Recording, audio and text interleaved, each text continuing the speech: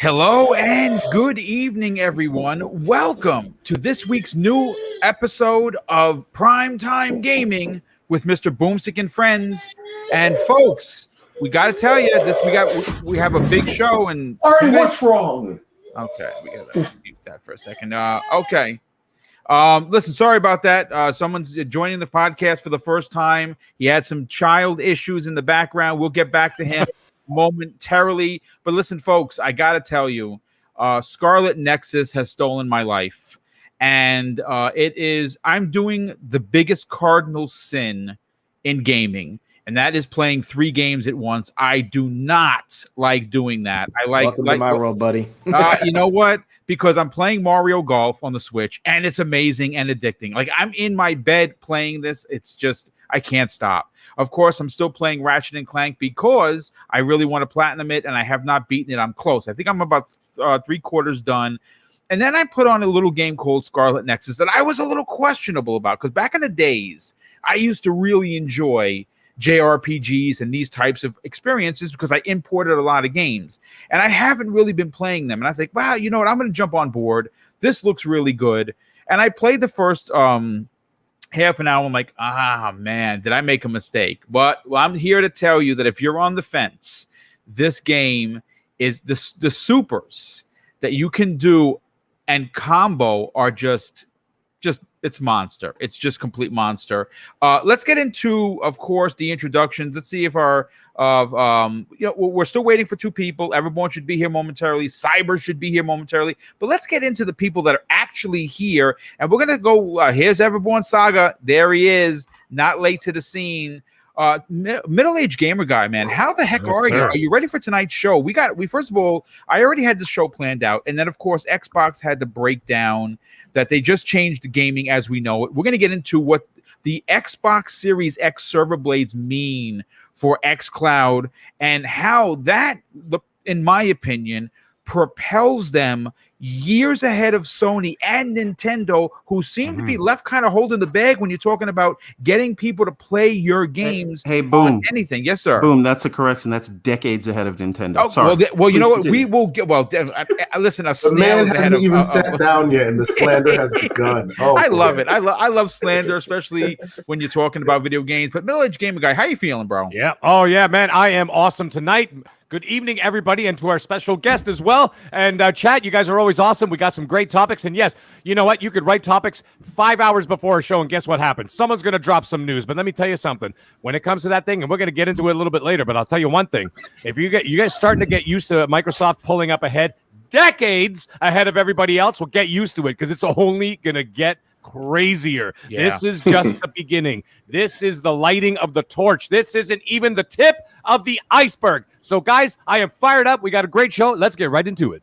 Well, thanks so much for being here. And, of course, Tempest Son, welcome back, brother. You had to take off a couple of weeks because work, obviously, is certainly more important than podcast. But we're happy to have you back, brother. How you feeling? I'm good, dude. It is good to be back. I'm sorry I had to miss a couple weeks. Yeah, work is just, it's Florida, and it messes cars up just because it's so damn hot here. So, yeah, it is. I got to fix them. So, if I may, just have a couple. Normally, I make my intros real short and sweet, but I guess I have a couple things to say, if I may. Go ahead. Go crazy. Yeah. So the first thing is, I do have a YouTube channel. It's not gaming relating. It's nerdy as hell, though. I essentially build Gundam models. I've told you all about it before, and I wanted to have like a weekly, bi-weekly release.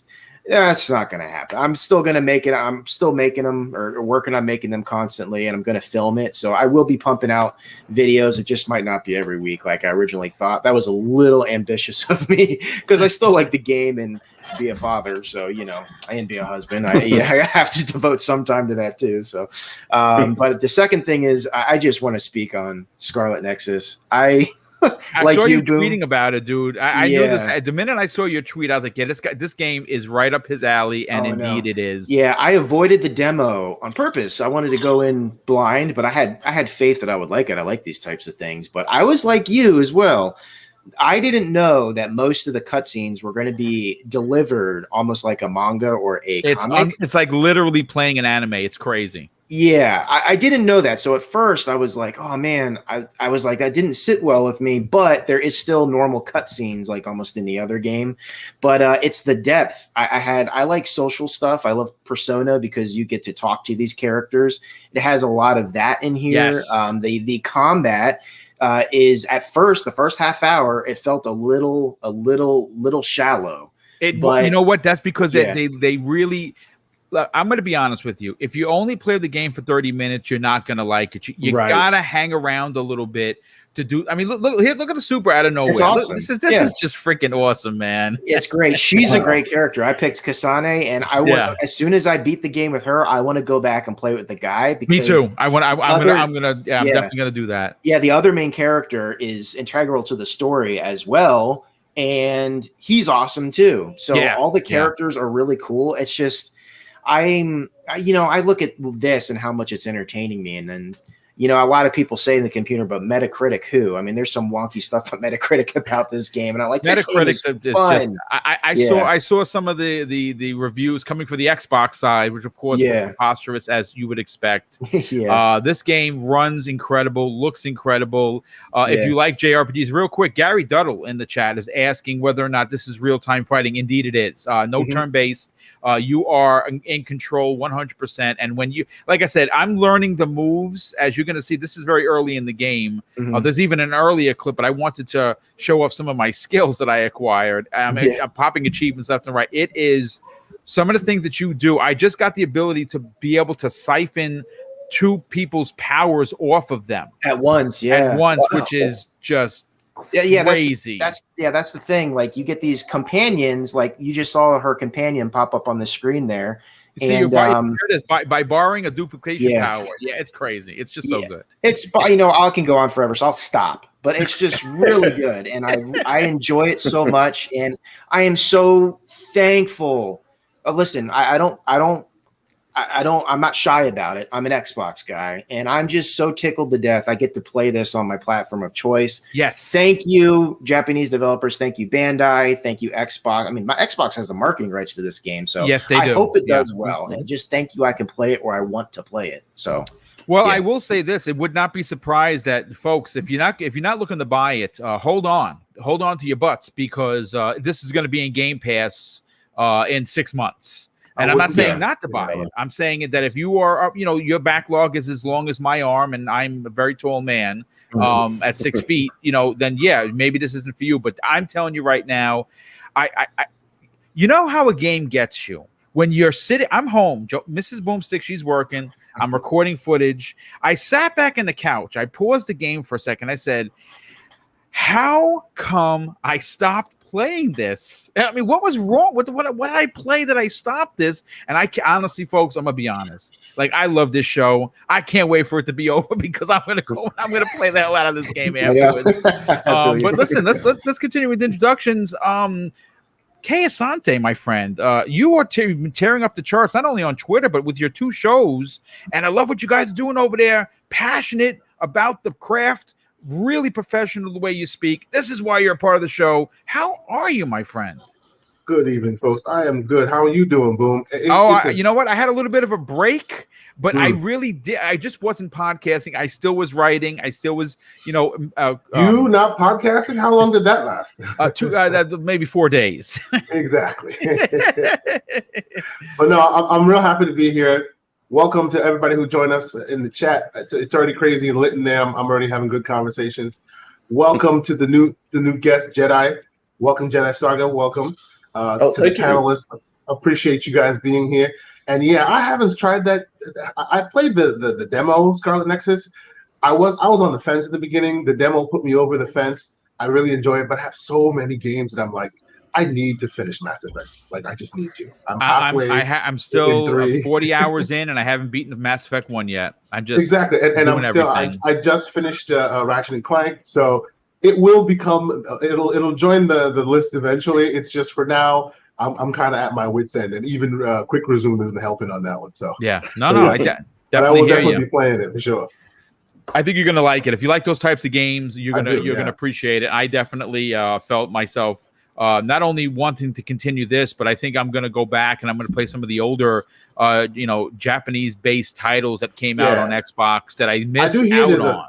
I do hear there's an anime. I think I was talking to Everborn. There's a full anime on this, and actually, many people say that there's an anime slipped into this game as well. But there's an anime that explains before this story. Oh, okay, actually. Yeah, they have the first episode on YouTube right now, like the full 23-minute episode. Nice. Well, speaking of Everborn Saga, how the heck are you, brother? I know you are pumped. I know one of the biggest topics that we're going to cover, thanks to you having some, behind the scenes information that we can't talk about publicly, but we're going to somehow talk about publicly, and that is the potential of NetherRealm Studios being the next big announcement for Xbox Game Studios. Folks, I think it's going to happen. And we can't get into, actual details of what we know, but we're going to definitely get into speculation town, where right now it's 70, it's sunny, there are unicorns and rainbows all over the place. And guess what? Cotton candy is free. Everborn, how you feeling?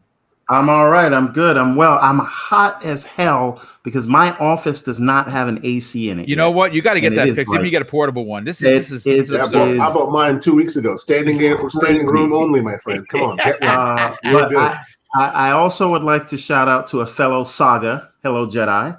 How are you, sir? Hey. Yeah, pretty good.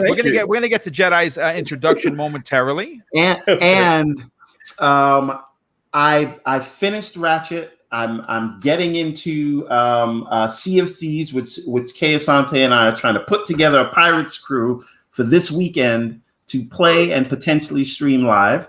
And I would just, for 1 second, I want to talk about Scarlet Nexus because I feel like this game speaks to my soul. I'm sure it does. Made specifically for me, but I did not like the demo. I could not get into it. And I really want to like it, but I don't know why I don't. Tell me that the game itself is better than the demo, and I will give it a shot. You know what? I gotta be honest with you. You're gonna just keep watching the screen, dude. Like you're gonna see that the demo did the game no favors. I'm gonna be honest, and I played the demo, and I was like, oh yeah, I don't know. I have a question for Everborn regarding this. Yes, sir. The demo, because I didn't play the demo. I wanted to go in blind. Did the demo just give you a bunch of abilities right off the rip and just say, have fun? It kind of did. It had those like borrowing power. So for me in the demo, it really felt like there was a lot of like visual noise on the screen, but I couldn't really understand like where things were coming from. And I don't like that. I want to feel like there's a purpose to what I'm doing. And I felt like I was just mashing buttons and like there were pretty particle effects on the screen. They gave him a half-assed tutorial and then dropped you in the middle of something. That's why you didn't get it. Yeah, you don't get it. So see, it is understandable. Yeah, your powers you borrow are from these characters you get to know. Hopefully you like them. That's the point. I liked them, so that was cool. There's context to the powers, and they almost give them to you at a pretty slow rate in the first part of the game, and as you get them, it just makes sense. They did actually do a really good job of introducing these things to you. So maybe they made the wrong choice by giving you everything. The demo. The onboarding in the demo was very overwhelming for me, and it was just I just was like, I don't know what's happening, and I felt like old. I was like, the game keeps going on. I'll put it this way: I was on the freeway fighting stuff, and there was a bus there, as a parked bus. And I saw the LT left trigger on it. I was like, okay, what's this do? I jump on the bus and use my telekinesis powers to drive the bus, and I ran over a bunch of enemies. Yes. When I got to a big crowd of them, I pick the bus up in the air, throw it on the ground, and makes a massive explosion and kills everything. I was like, where'd that come from? It's like, that's wow. Dude, I threw a train at a bunch of enemies. It was off the track. I lifted it up with telekinesis, and I ran it on the track and killed everyone. It was epic. All right, you guys are selling me on the game. I don't mind giving it a shot. Hold on a second. Is this coming to Game Pass for sure? Because did I miss the boat on this? Look, I'm going to be honest with you. In 6 months, I would imagine that it probably is. They have the marketing rights. We know that Bandai Namco games do come after 6 months. We saw that with Nier Automata. That jumped right in. So Well, I would imagine for me, Okay. All right. for me right now, it fits in perfectly because I don't know if you guys know this, but this year is going to get pretty stacked very yes. soon. Mhm. So for me, if I can fit this in before the Ascent drops, and then Flight Sim, and then Psychonauts, and all those things, Good luck, the perfect pal. window right now That's for me exactly. to play it. Everborn's got it, man. That's what I'm doing right now. I'm playing It Takes Two and Little Nightmares 2, and I'm trying to round off Valhalla. Good luck, but I'm trying to do all that before everything drops because I want to play with the community. It's going to with be, you guys, whatever, look, I'm going to right? put it this way. If you are just an Xbox Game Pass subscriber, guess what, folks? Your life is over in the socials because you're going to be playing games. But listen, let's get to one thing, Boom, though. Your life Yes, will sir. be over, but at least you will only have spent $1 for 3 months of Game Pass Ultimate. Well, Which listen, gets you access to over 100 games that you can play on your PC, console, and cloud. That's with amazing. cross-play and saves. and I just Can want I- you to can know I that do it for my Microsoft has phone, written too? you a check for 1 penny. So keep saying it, and you will eventually have $1.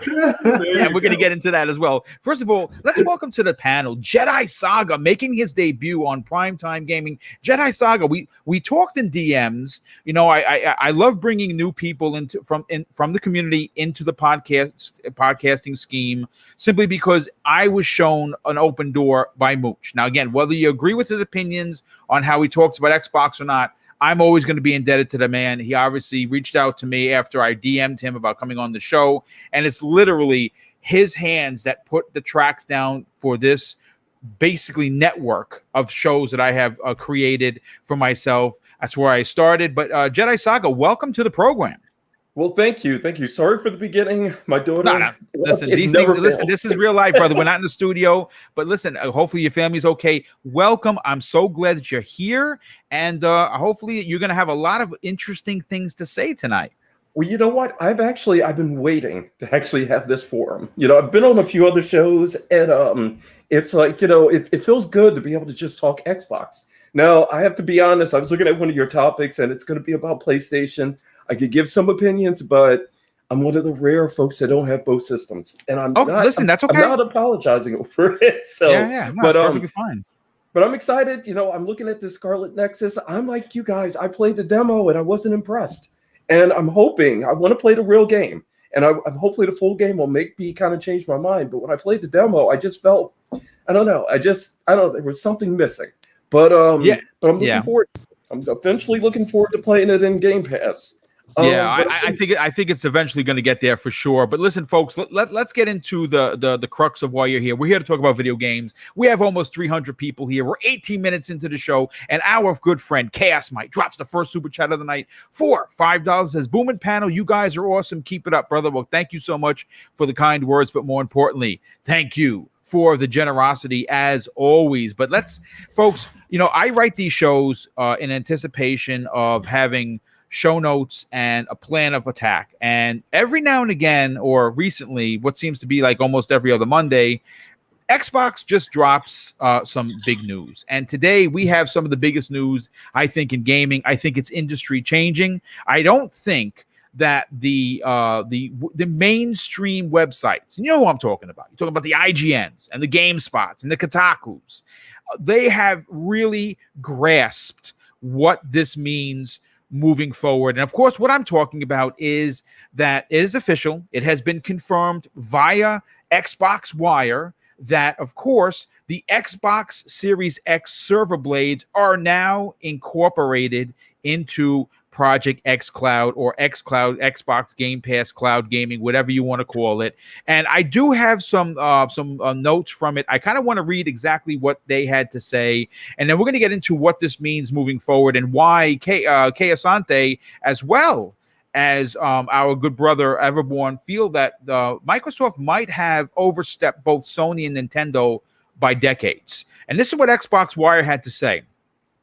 At Xbox, our mission is simple. Bring the joy and community of gaming to everyone on the planet. To achieve that, we aspire to empower everyone to play the games you want with the people you want, anywhere you want. We are creating a future that combines the gaming heritage of Xbox and the power of Azure. A future where we bring high fidelity, immersive games to the 3 billion players around the world. Now, we're taking a big step forward to reaching that vision. Starting today, Xbox Cloud Gaming is available to all Xbox Game Pass Ultimate members with Windows 10 PCs and Apple phones, as well as tablets via browser across 22 countries. If you're a member or you want to become a member, simply go to xbox.com/play on Microsoft Edge, Chrome, or Safari on your PC or mobile device to start playing hundreds of games from the Xbox Game Pass library. With billions of active Windows 10 PCs, iOS devices, and Android phones, we want you to have new opportunities to play the deepest, most immersive games whenever and wherever you choose. Simply put, we're bringing the Xbox experience directly to the devices you use most. And in closing, they say, today marks a key milestone in our journey to bring the Xbox experience to all gamers. And we can't wait for you to begin playing. I remember about 3 years ago, the first time I picked up a phone and played a cloud game using nothing but touch controls. It's a moment I'll never forget. Where the beauty of the graphics mixed with the creativity of technology to create something truly magical. So for Team Xbox, to you, we hope you experience more joy and connection through gaming anywhere and, of course, everywhere. Now, that came to us, and I'm going to tell you who wrote that. That came to us from, what is her name? Kathleen Gluckstein, Vice President and Head of Product at Xbox Cloud Gaming. And of course, now we got to get to the people in the chat, as well as, of course, the panel members. And let's start with Kay Asante. Kay Asante, this is a big deal. And I got to be honest with you, I'm not surprised.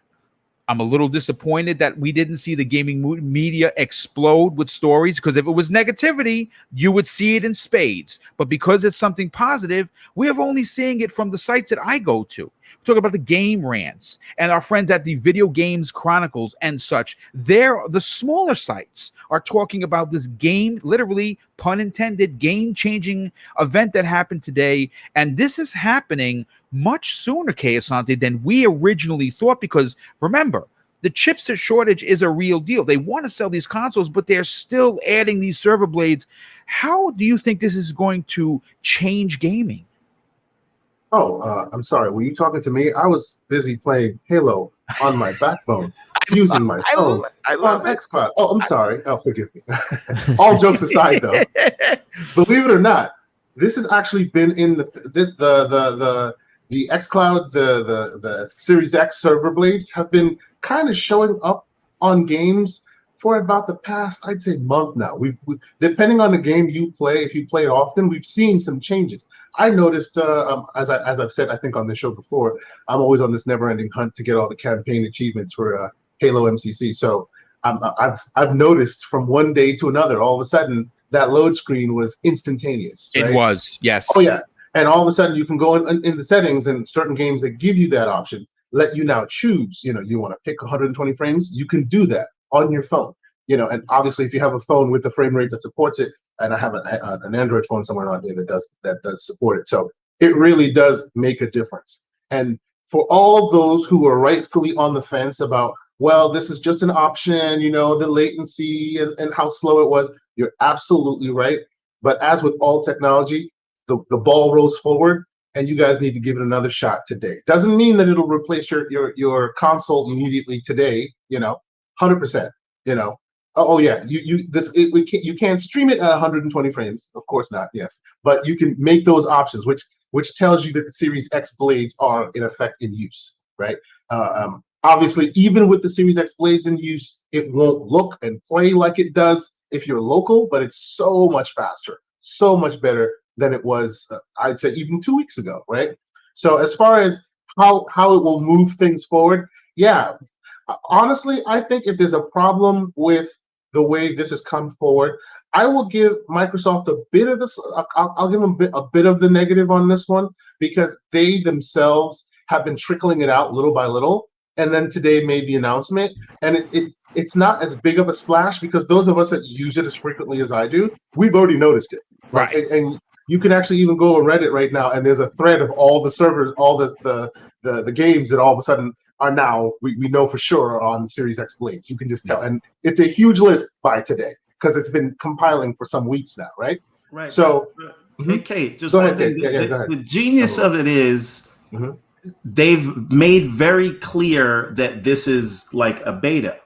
Oh yeah, right? yeah, of course, and it's continuing to still be a beta as they're moving forward. Yeah, and 100%. I think that is the difference because what sort of other competitors have released were betas. They just didn't tell you that, and I think people sort of, even though a lot of the time Microsoft doesn't get the benefit of the doubt, I think this is one of those rare cases where they have been getting the benefit of the doubt because they were upfront and clear. This is just something on the side. To that point, you're absolutely right. You're absolutely right that they have always made note that this is a beta and it should always be additive rather than the main show. Quick example to that point: when Stadia was first announced, I was one of the first to get their founders bundle. I'm excited for the technology. Whoever decides to bring it forward, right? They had the 4K one. I'm on gigabit internet, so I would think that it would do the job. Even their specific 4K capable one wasn't giving me the full 4K. And they weren't, clearly they were in beta still, but they weren't really, emphasizing that. They weren't being as transparent with the technology as Microsoft has been. Obviously, with the Series X Blades in play now the bandwidth, the resolution caps at 1080p instead of the 720p we used to get. It's still standard definition. It's still SDR, I should say, but it's so much faster. I mean, I've been playing with this technology since it first came out. I think November 2019, 2020, right when they first did the original beta, and it's been going for a while. I was lucky enough to get in way in the beginning, and there's a lot of growth between then and now, and it's still growing, right? And even boom, all the browsers you mentioned, those are the officially supported ones. Try any browser. I have gotten this thing to work on so many weird things. As I've said it, I've put it on my Oculus Quest. It works there. I've seen people put it on Samsung fridges. It is available. Ultimately, their goal is to make it available everywhere. I'm getting ready. I'm gonna try it on the Tesla later. I love it. Yes, yeah, well, good on you that you can afford a Tesla. Yes, you can make it work on that Tesla. So yes, as far as moving it forward, had it been more of a, hey, surprise, we have this data center and it's got these amazing blades and it now can do this, it would have probably been made a bigger splash, but obviously they can't do that. It's been trickling out slowly. So and this is you got to remember, Sante, to your point, I just want to add to your point, folks, we got to remember this is now 18 months of COVID. Yep. All during this COVID season, they've been upgrading, and right at the beginning of COVID, actually right before COVID became a thing, is when this whole thing became available to join in as a beta tester. So I think that's right when I got it. So all of 2020, we've been seeing it in use, being iterated upon, and those of us who could get in have been putting it on every weird browser we could find, every weird Android app we could find, and now it's being open to the masses. And seriously, like for those who still downplay its effect, those who are lucky, those within us who are lucky enough to actually have real 5G. I'm not talking about that fake stuff that they're putting on your phones and making you think it's 5G. I'm talking about the real stuff, the really fast. Stop calling names right now. Yes, the really fast ultra wide 5G that's probably as fast as your home connection or faster. That's the real stuff. And the countries and states that have those, they know the benefits of Game Pass, because when you use xCloud on those things, it is the same, if not better, than almost feeling like sitting in front of your machine with the clarity and all of that, right? So as that trickles out, this conversation will take a whole different dimension. And those who don't understand it will reluctantly start seeing it because, not everyone's a fanboy. Not everyone's on the picket lines, right? Some folks are actually open to being impressed, and there's a lot of impressing to do here. So just give it time. I suspect this conversation will change as it's going on in the year to come. You know what? Real quick, before I get to Everborn Saga, we got to thank Drawn TJ for the $5 super chat. He says, "Hi, Boom and panel, best gaming podcast ever. You're going to kill it tonight." And hi, middle-aged gamer. Well, thanks so much for the compliments, brother, and thanks for being here. And of course, hello. Appreciate the generosity. Dan Lazaro, good and generous friend of the show, he drops a $5 super chat and says, got approved. Oh, this is great. This is a great story. Got approved for the Series X through the Xbox Insider Program, and it's on its way. Let's go. Very cool. Congratulations on your new addition to the family. And additions, we got to welcome in Cyber Knox, who got hung up trying to save the boy wonder. I don't know. Death in the family sounds familiar. Did the kid die? And are you back? Oh, I'm here, man. I'm glad to be here. Sorry I'm late once again. That's all right. It's a little tough, you know. It's hard out there in the streets, man. It's tough. I gotta keep it clean out there. But yeah, glad to be here. Awesome panel, awesome topics. Just glad I could make it in almost on time. So yeah, can get to it, man. Appreciate it. Well, we're man. happy to have you, brother. Definitely, it's not the same show without you. But Everborn Saga, you know, I made mention that what Microsoft inherently did is take a step years, but you took it a bit. You took it a bit further. Now, when you talk about Nintendo, a snail is ahead of Nintendo because they're just so backwards. But Sony is the market leader currently, regardless of whether you believe it or not. I see someone's who's that? Everyone Saga. Oh, he's showing it on. Nice. No. Because I have it going on in the browser. Oh, that's dope, dude. That's right. Dope. And I think that. And I'll let you continue. What does this inherently do for Xbox moving forward? When you look at, okay, listen, regardless of how your personal thoughts and feelings are on Nintendo or Sony, whether you like them or you don't, right? I love Nintendo. No, I'm not saying you particularly. I'm talking about just generally speaking. You still have to consider them a threat to Microsoft's business because they're competitors. They're putting out incredible pieces of hardware, incredible pieces of software. They're always going to be in the talk, especially on this show, because I support all three. But today's move by Microsoft with upgrading to the Series X server blades is a step in a direction that both of these companies that could be considered market leaders in their own way have fallen behind significantly. What does this do for Nintendo and Sony looking from the outside in? Well, so I think that it's very important to take note that there are about 4 companies in the world that have the capacity to do this. Right? Because in order to make something like an xCloud work, you need the infrastructure in place to make it happen, right?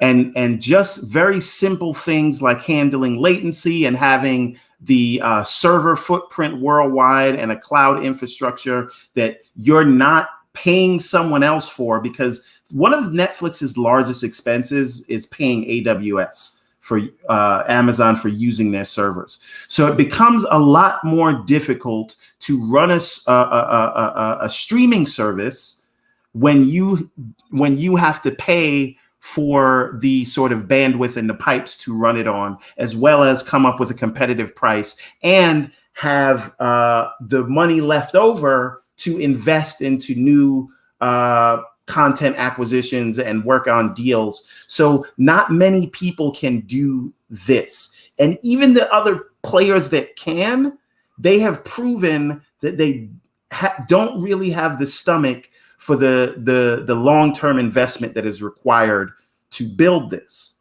right? So barring them using other cloud provider services, and we've seen Sony, they have a contract with Azure that they're not utilizing yet because I think they're waiting for Microsoft to sort of define the market. And I don't know how wise that is because maybe it'll be too late by then. Who knows? But even with Nintendo, like, do either of them have the resources that it takes to they don't have the resources for the server infrastructure, but they can pay someone for that. But are they going to be able to pay someone for that as well as keep a steady clip of content in and buying new studios so that they can control the content that comes in and out? And I just don't know how they do that. Now, I don't think we're in any danger of anything going away once this sort of future cloud streaming becomes mainstream. Because at the end of the day, I think that they will stay in place, and Microsoft wants them to stay in place so that they don't get hit with monopoly charges, right? There's You know what, dude? there was a world where Microsoft, believe it or not, at one time had to give Apple money so that they could stay afloat, only because Microsoft didn't want to deal with any antitrust issues again. Right? Yeah. So that's the world we're heading towards, because what everyone laughed when they said we want to hit 3 billion gamers. Yep. Right? They were mocked by the gaming media specifically, who ran stories on that. So now, and it was important, Kay, what you showed on your phone, but what I think is even more important is the browser, because they have literally, especially with Windows 11, because Windows 11 plays a part here too. Yep. Oh, huge part. They have made everyone's PC, and even if you have a Chromebook too, so it's not just PC. Everyone's PC is a gaming PC now. Yep. Right? And what happens when they start developing cloud native games? Games where, like right now, if you develop anything in the cloud right now, you can do things like serverless apps that are not tied to a single piece of virtual hardware, right? Because when you play a game right now, it's locked to like customized Xbox Series X console on a server blade. Yeah, but what happens when you start sort of building sort of serverless games to where you could spin out isn't that what Google Stadia was trying to show in their demo? We're beyond the capabilities of one console, so we can scale it out exponentially. Basically, is what they were doing. That was the dream. What games are they going to scale out? Hopefully Xbox will be able to finish that Kojima game they were planning on scaling out. We shall see. Right. So I say all this to say this has the potential to change the way games are developed. And no, it is not taking the place of your console anytime soon. And as long as there is a market for home consoles, they will continue to make them. But what this does is make things more accessible. Today, we're capped at 1080p 60, but tomorrow maybe it's 4K, 120. Yeah. Right. I mean, listen, and so it's a bright future. Yeah. Just imagine when you take up your Chromebook or your Surface Pro, and then you are streaming a game in 4K at 60 frames a second. And they solve these latency issues, because they will. I know it's physics, but at some point they will. And they got a lot of technology from the Bethesda purchase, right? Even with the upgrades of the blades, there's a lot of latency differences now. Like, I'm not saying it's gone, because when you first played it, it was drastic and you could feel it. Especially, it was so drastic that depending on the type of game, you could either play and have a good time, or it was just unplayable. Anything really twitchy was unplayable. Now things are changing. Even now, with just the change with better hardware, better networking on the Series X blades, there's a big difference even now. So it's only upward, I suspect. And one last point that I want to add to this is, do not forget those streaming sticks. Mm-hmm. Yeah, right? Don't discount them. Because when they say either the app is built into your TV, which I trust a little bit less because some of these TVs cheap out on the hardware on their TVs. But once it's attached to a dongle that Microsoft builds and sells you for, $50, $30, $80, whatever, and they just say, just attach your controller to this. Yeah.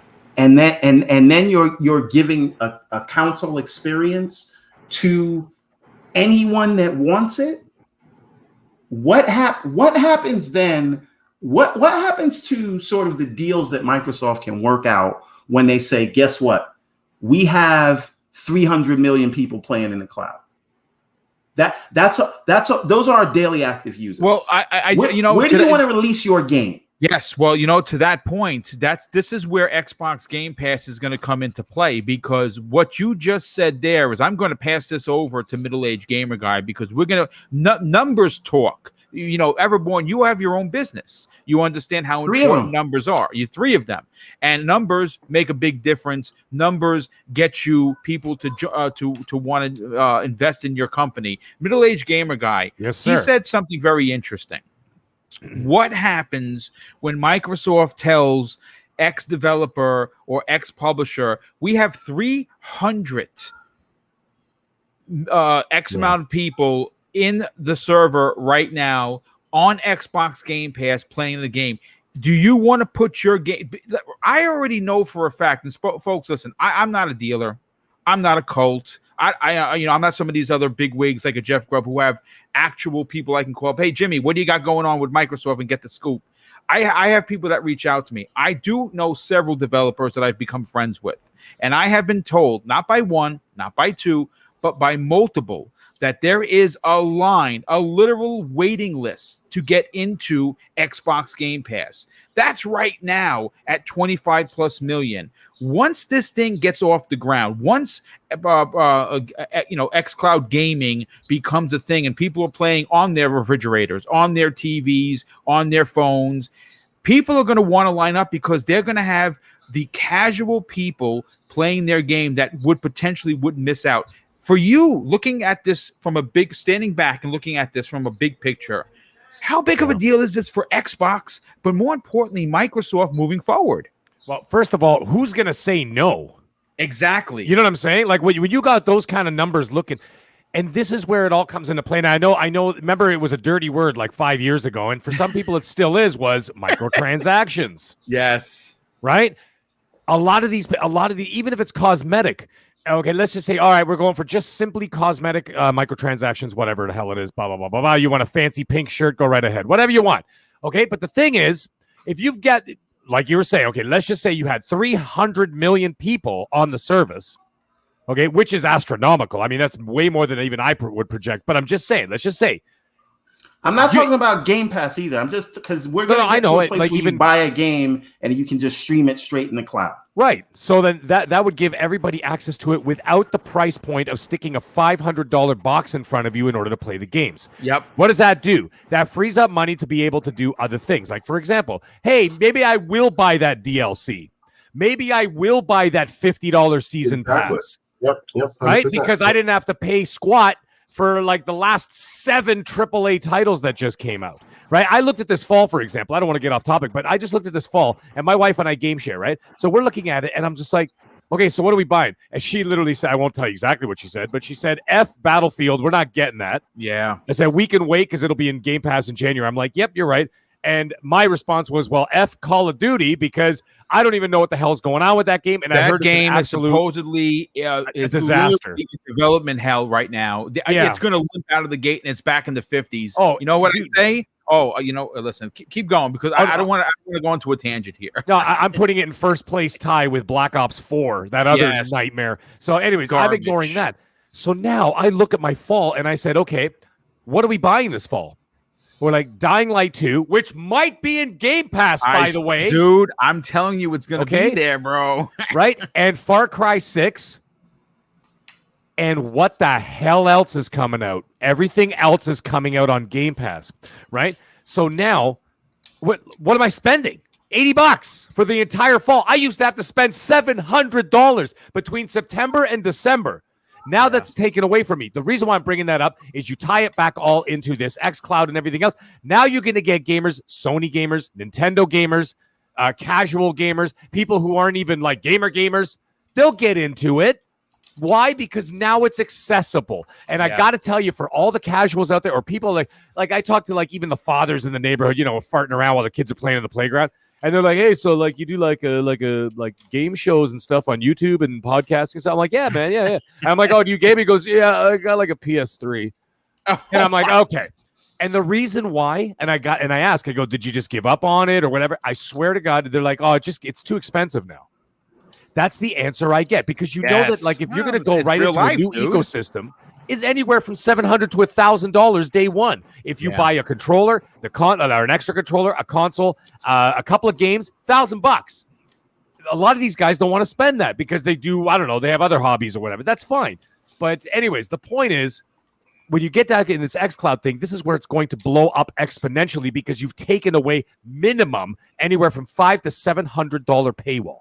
And because of that, now everybody can access. And we're not talking about, shovelware or, quote, Game Pass fodder, as some people would like to call it, and this and that. You're seeing the quality coming in now. Okay, the quality, actually, you know what? Even when Forza Horizon 4, okay, that was a 90 plus Metacritic game, but people still were calling it shovelware, you know. But don't listen to those toxic idiots. But the point is this: I look at that. Now, first of all, by the way, this xCloud name, what is it? Like Xbox Cloud Streaming Game Pass app, whatever the hell it's called. Just call it xCloud. Hey, Mag. Cloud Mag. gaming. Mag, to quote Coming to America, the boy mama call him XPass, xCloud. I'm gonna call him xCloud. Yeah, thank you. Okay, thank you. By the way, nice reference. I like that. You know what it sounded like the very first time, because I heard Jez call it the name. I was like, that sounds like S.H.I.E.L.D. from like MCU. Oh my Remember God, when he said like the whole name, and the guy's like, that's a bit of a mouthful. And he goes, yeah, we're working on it. Yeah, that's. I mean, anyway, it should have been called xCloud because everybody seems to call it xCloud. But anyways, here's the thing. Now you guys are talking about the Series X Blade servers going in there. Whatever. I did not expect it this soon. Now, see, no one did. I don't think anybody did. No, and the thing is that Microsoft has a habit of doing this, and I will, kind of not condemn them out, because kind of criticize them on this, is that they'll say something and be like, oh, by the way, we're going to be doing this. More on that soon. 18 months later, we still haven't heard anything. You know what I mean? Remember that? Remember when Phil came out in 2018 when he talked about Fable, but he didn't say Fable? He goes, and Playground Games is opening on a new open world experience. But we'll be talking about that soon. They didn't announce it for 2 more years. So I was just like, oh my God, please don't say it's coming soon, because then that means it's another year and a half. They just dropped this on us. And I was like, wow, okay. Now these guys are serious. Okay, there's no more waiting. There's no more anything. Here comes the boom. Okay, no pun intended. But like that's what they're doing right now.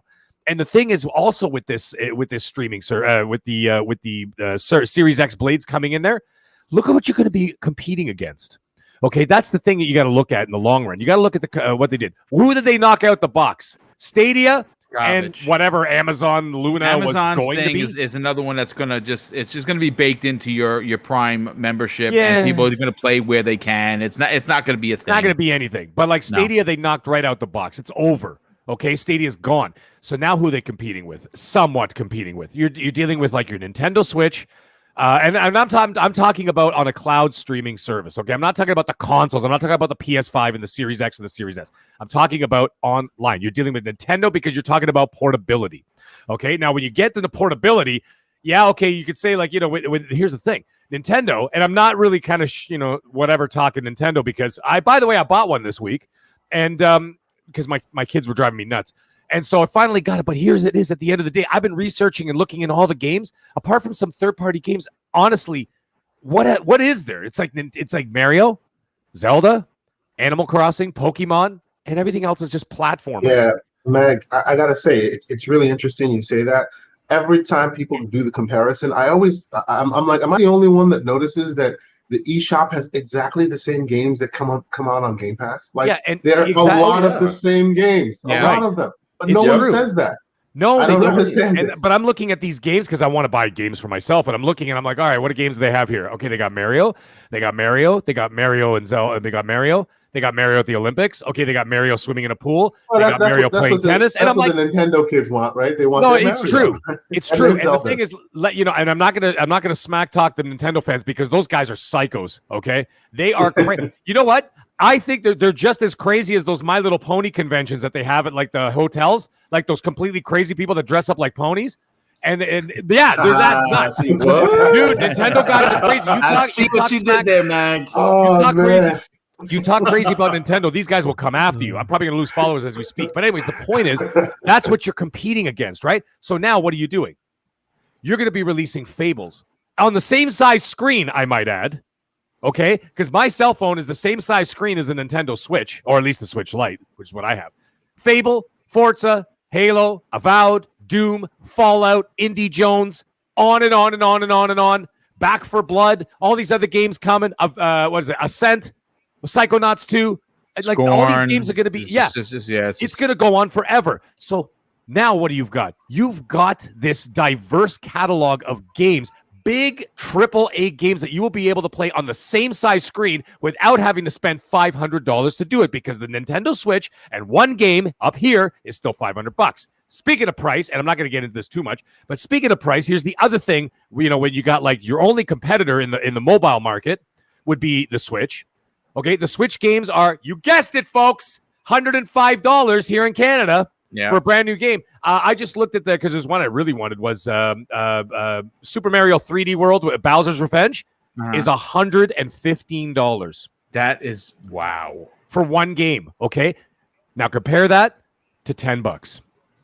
Yeah. If I could drop this mic, I'd drop it right now, but I don't want to break it. It's expensive. But anyways, the point is that is what you're competing against. What's going to happen? Yes, like I said, I was just making jokes, by the way, about the Nintendo crowd. But you know what? They have their dedicated audience. They will always get the Nintendo products and this and that. But let me tell you something. Do not underestimate the power of the mighty dollar, because at the end of the day, if a parent is sitting there going, oh, for Christ's sake, I got to buy this Nintendo, whatever the next one's going to be called, and then with like one Mario game is going to be $700, or am I just going to give my kid my old cell phone from last year because I'm going to trade it in? You know, everybody every 2 years of contract, you get a new phone. They're going to throw the old phone. There you go, Xbox. Get the Game Pass. You could do it on there. You can get every single game you could possibly imagine, minus the Nintendo games, and obviously PlayStation exclusives. You'll be able to play all those games on your phone with no cost whatsoever, except for maybe a controller for some of those games, because a lot of them, those touch controls. Yeah, they're at the rate that they're adding touch controls. Did you see this week? It's just bananas, dude. You see this week? This week they added a whole bunch more. Yeah, I think it was like another 10 or something. I don't know specifically what they added, but they're constantly doing the work over there. You see, this is what happens when you have a company that has been building this since the end of the Xbox 360 era. See, people are just starting to see it now. We've been talking about this. I mean, I've only been podcasting, live shows 3 years. So I've only been talking about it as long as I've been podcasting, but I don't know why people are surprised by this. Like they again, when they didn't think Microsoft was going to pull it off. That's true. And you know what? For a lot of reasons, I understand it. But when Phil broke down what he wanted to do when he got that seat next to the Satya Nadella, we knew that we were going to get it, and he's been delivering on all his promises times 10. But listen, I got to continue on. We still got to get Jedi Saga. We'll get him next. Tempest Son, are you back, brother? Are you looking for me? Yeah, Tempest. All right. So I'm sorry, dude. This is my dog. So we'll come back to you after, bro. We'll come back to you after. Cybernox, let's get your opinion on this. This is again literally a game changer for Microsoft, for Xbox, and what's interesting, I think that no one's really talking about this, is seeing how all of these moves are converging into one. I mean, it's becoming almost like a domino effect, because when you start talking about mobile, when you start talking about cloud, you have to bring into the conversation Japan, which of course is a Japanese type game you're seeing live for you on the screen. Scarlet Nexus. It's going to be with us the whole show, folks. I got 2.5 hours of footage, and it's glorious, especially towards the end, because I've learned some new moves. I can't wait for you to see me throw a train because it's ridiculous. But keeping on with this, we know what this is going to do for the hardcore. That means you're going to be able to pick up a game that you have on your TV set. You have to go and wait for your son or daughter to come out of school. So you leave 45 minutes earlier to sit in your car and play said game. And you're going to do it, right? You're going to the doctor's office. Well, I hate the doctor, but I don't mind getting there early because I know I'm going to wait. So I'm going to play some xCloud, playing X game, whatever.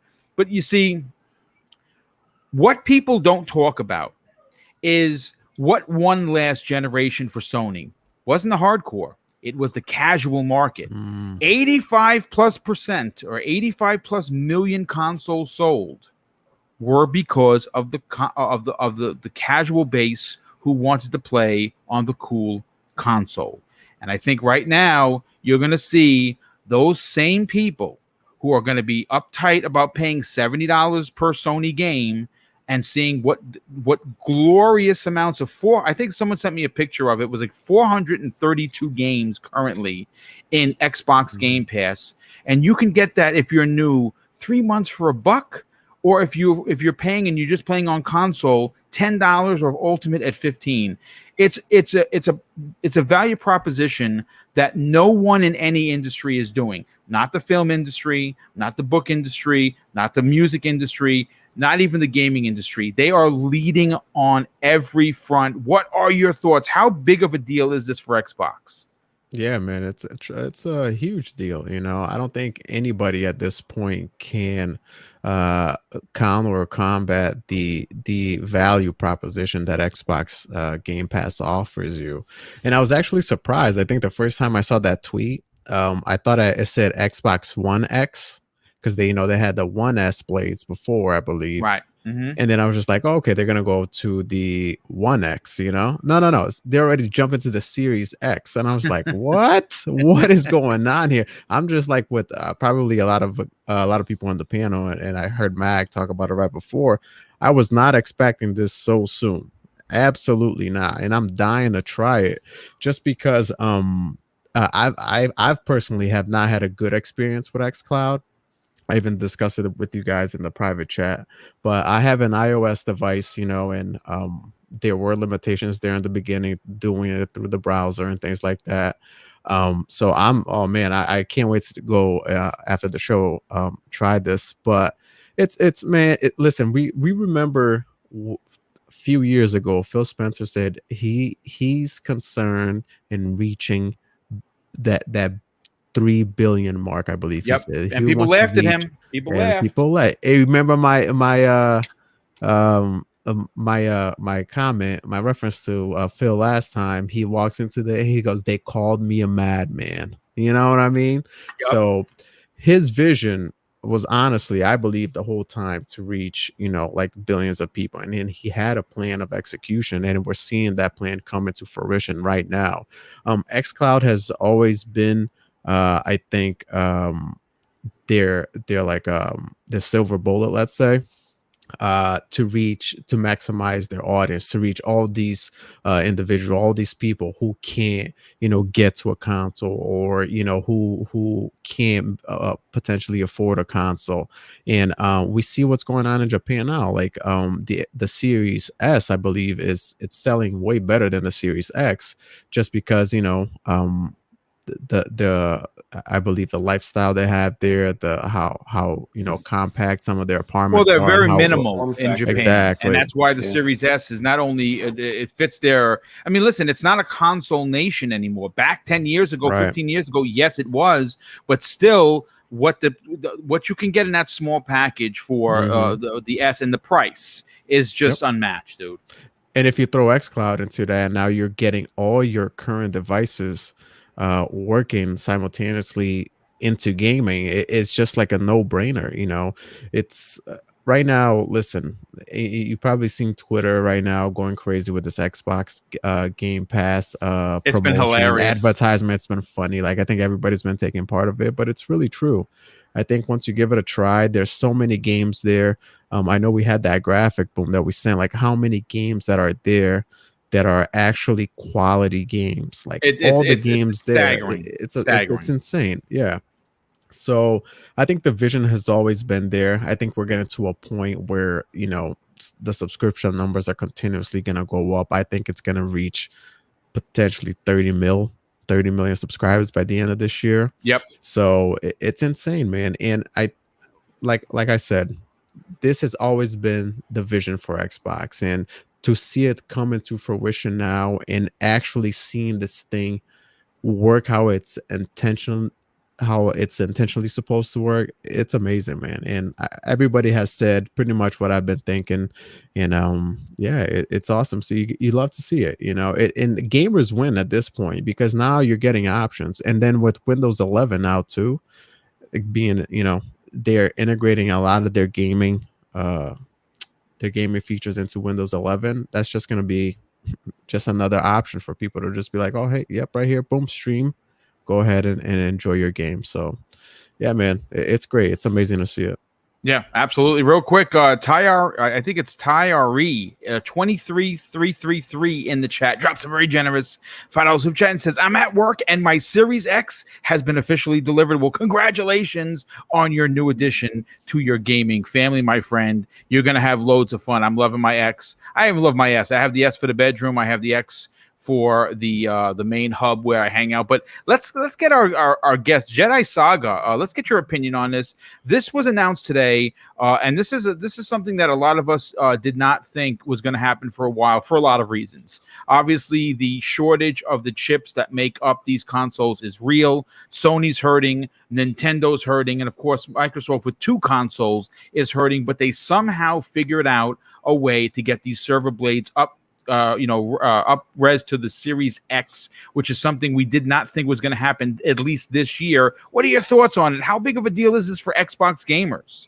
Well, see, that's what I'm so impressed by how they're able to do this. I mean, the fact that, and they did it so quickly. And like you mentioned, the chip shortage. I mean, right now, I was listening to that video that you suggested for Phil, and how he was talking about how he kind of feels so bad that they don't have enough systems on the market or enough to be able to sell. This gives you an option. You don't need a system. I mean, we kind of talked about the Asian countries and how, mobile gaming is like the biggest thing in the Asian countries. And the fact that you don't need a system, you're not forcing someone to buy, an expensive system. You have a mobile device, and mobile devices are so big in these countries. I mean, I can only imagine it being like, it's going to take off. The second that they really start to adopt that technology, I don't think we're going to have any problems whatsoever seeing it grow to what Phil was looking for it to grow. I think it's going to be before you know it, honestly. And hey, just one other thing I'd like to add here. Sure. Mm-hmm. Now, all of those people that lied about having monster gaming rigs that they could play Xbox on, now don't get messy now. Come on. we've got a browser for you. Cyber, we are the ones getting messy, man. We're just here to clean up the mess that they left. Yeah. Okay, because that mess has said been going on for 8 years. We'd have to listen to that crap. All right? Here's the kicker. You're still, if they were to do it in the browser, you're still in the Xbox ecosystem. Yes. And that's the part they don't get. So, I mean, I'm sorry. It's like, if you don't, but then that's the part that I love about Microsoft. We mentioned it a few minutes ago, options. I mean, what other company gives you options? Microsoft is the only company right now that doesn't force you to buy an expensive system. So, I mean, it's like a no-brainer. And again, being a parent, I know, my daughter's already talking about getting an S. And she wanted the X, and I said, no, that's not going to happen. But she wants the S. And I told her, I said, you know what? We'll see. But then I have older phones. Why not just let her have, be able to use the older phone to game? So I love the fact that, don't get me wrong. PlayStation, I'm sure, their strategies and, their roadmap is going to be, they're going to be great. But Microsoft, there's so many things they're doing right now that are right. And I think really people need to start looking at that. Honestly, yeah. No, I mean, this podcast has been brought to you by xCloud, aka the only place where some PlayStation gamers will be playing Starfield in 2022. Starfield's just the first stab wound. Wait until the Elder Scrolls 6 and Fallout 5 and next Doom and all of these other games. People are going to have to convert. They're not going to. You know what? Like Macho Man, Randy Macho Man, bless his soul, said, you may not like it, but you're going to have to accept it. And that is reality. But listen, folks, we're an hour into the show. We got 450 people here. I got to say, hit the like button. I also got to thank 2 people that dropped super chats. First of all, the Wise Old Gamer, generous friend of the show. He drops a $5 super chat and says, was intimate with my wife today. After 20 seconds, she was not impressed. I told her, what's impressive? 300 game for $10 a month. Oh my God, it's just nice. Wise Old Gamer, you are okay. Hold on. Let's add an addendum to that because he added more in the chat. She wanted the D, so I gave her the X. I'm sorry. Good on you, brother. Good on you. We have Brandon XRLS in the chat. He drops a $2 super chat and says, I actually don't give a damn about mobile gaming, really. You know something, dude? I'm right there with you. I hear you. It's not for you. xCloud, not so much for Boom, because Boom is retired and I get to play on the big screen. But for people on the go, for other countries that have adopted playing games on their phones for the younger generation, not the old dinosaurs like us. We're talking about the kids, your kids or your kids' kids that grew up playing on a tablet, that had an iPhone in their crib with them and let them play games since they were 2. That is who Microsoft is targeting. See, Microsoft is doing something incredible. They're giving all of the hardcore what we want, but opening the door for the casual market who plays on phones, who plays on tablets, who plays on their computers. And most folks keep talking about mobile gaming. It's not necessarily what you guys know as mobile gaming. That's correct. We're not talking about words with friends on here. Your phone. Right. It's not mobile gaming. It's console quality games playable on the phone. Even past that though, even past that, I really want people to just bear in mind that it's not just they released it for the iPhone and Android, right? It works in literally any browser. So if your TV has a browser in it, you can play it there, right? Like if your PC, you can go in just xbox.com/play. That's it. And you can go and play on any computer you have. I was very close to getting with an Xbox to work controller on a Switch. Like there's a way I'm getting a browser on a Switch. You have to do a little bit of this and a little bit of that, but it's so slow that it wasn't running. But I was this close to getting Xbox Game Pass to run on the Switch. And that's probably this close. And that's probably going to happen soon too. It's going to happen. I'm telling you. No doubt. Anyone that has a PC or a laptop, and maybe you didn't get the latest gaming card or whatever, like you can play this on your PC, on your computer, maybe while you're at work. Who knows what? You know what I mean? Turn the monitor to the side. You know. Absolutely. Listen, it's going to give options. It's something that's no one else is doing. I think that is what speaks volumes for me as a content creator, as a fan of the brand, as being my first love is Xbox. I mean, again, I happily support all three, but where I sleep at night is at the Xbox, the Green Palace. But listen, I gotta get into the next topic, because folks, this is going to probably close out the show. We have a big panel, and this is a big topic. Now, there is someone in the chat. I'm not going to mention names because I'm not looking to argue with anyone. Felt the type of way about the way I wrote breaking about but what we're going to get into speculation town regarding the house that brought us Mortal Kombat 11 joining Xbox Game Pass. I'm going to get into it, brother. Listen, I don't do clickbait. I wrote breaking because people in the community, people that I respect, are talking about this. So it is breaking. It's not breaking news because no one from the news is reporting it. That's why it doesn't say breaking news. So just take a chill pill and just enjoy the podcast for what it is. And if you don't agree, hey, listen, dude, you can unsubscribe anytime you want, and no one is holding you by your Buster Browns to listen to this show. So by all means, either hang around or don't. I mean, listen, your choice. But big shout out to Lita Papa doing what he does best, and not only defending Boom, but keeping the trolls out of the chat. And I want to thank him for the tireless work. But listen, folks, something big happened this week.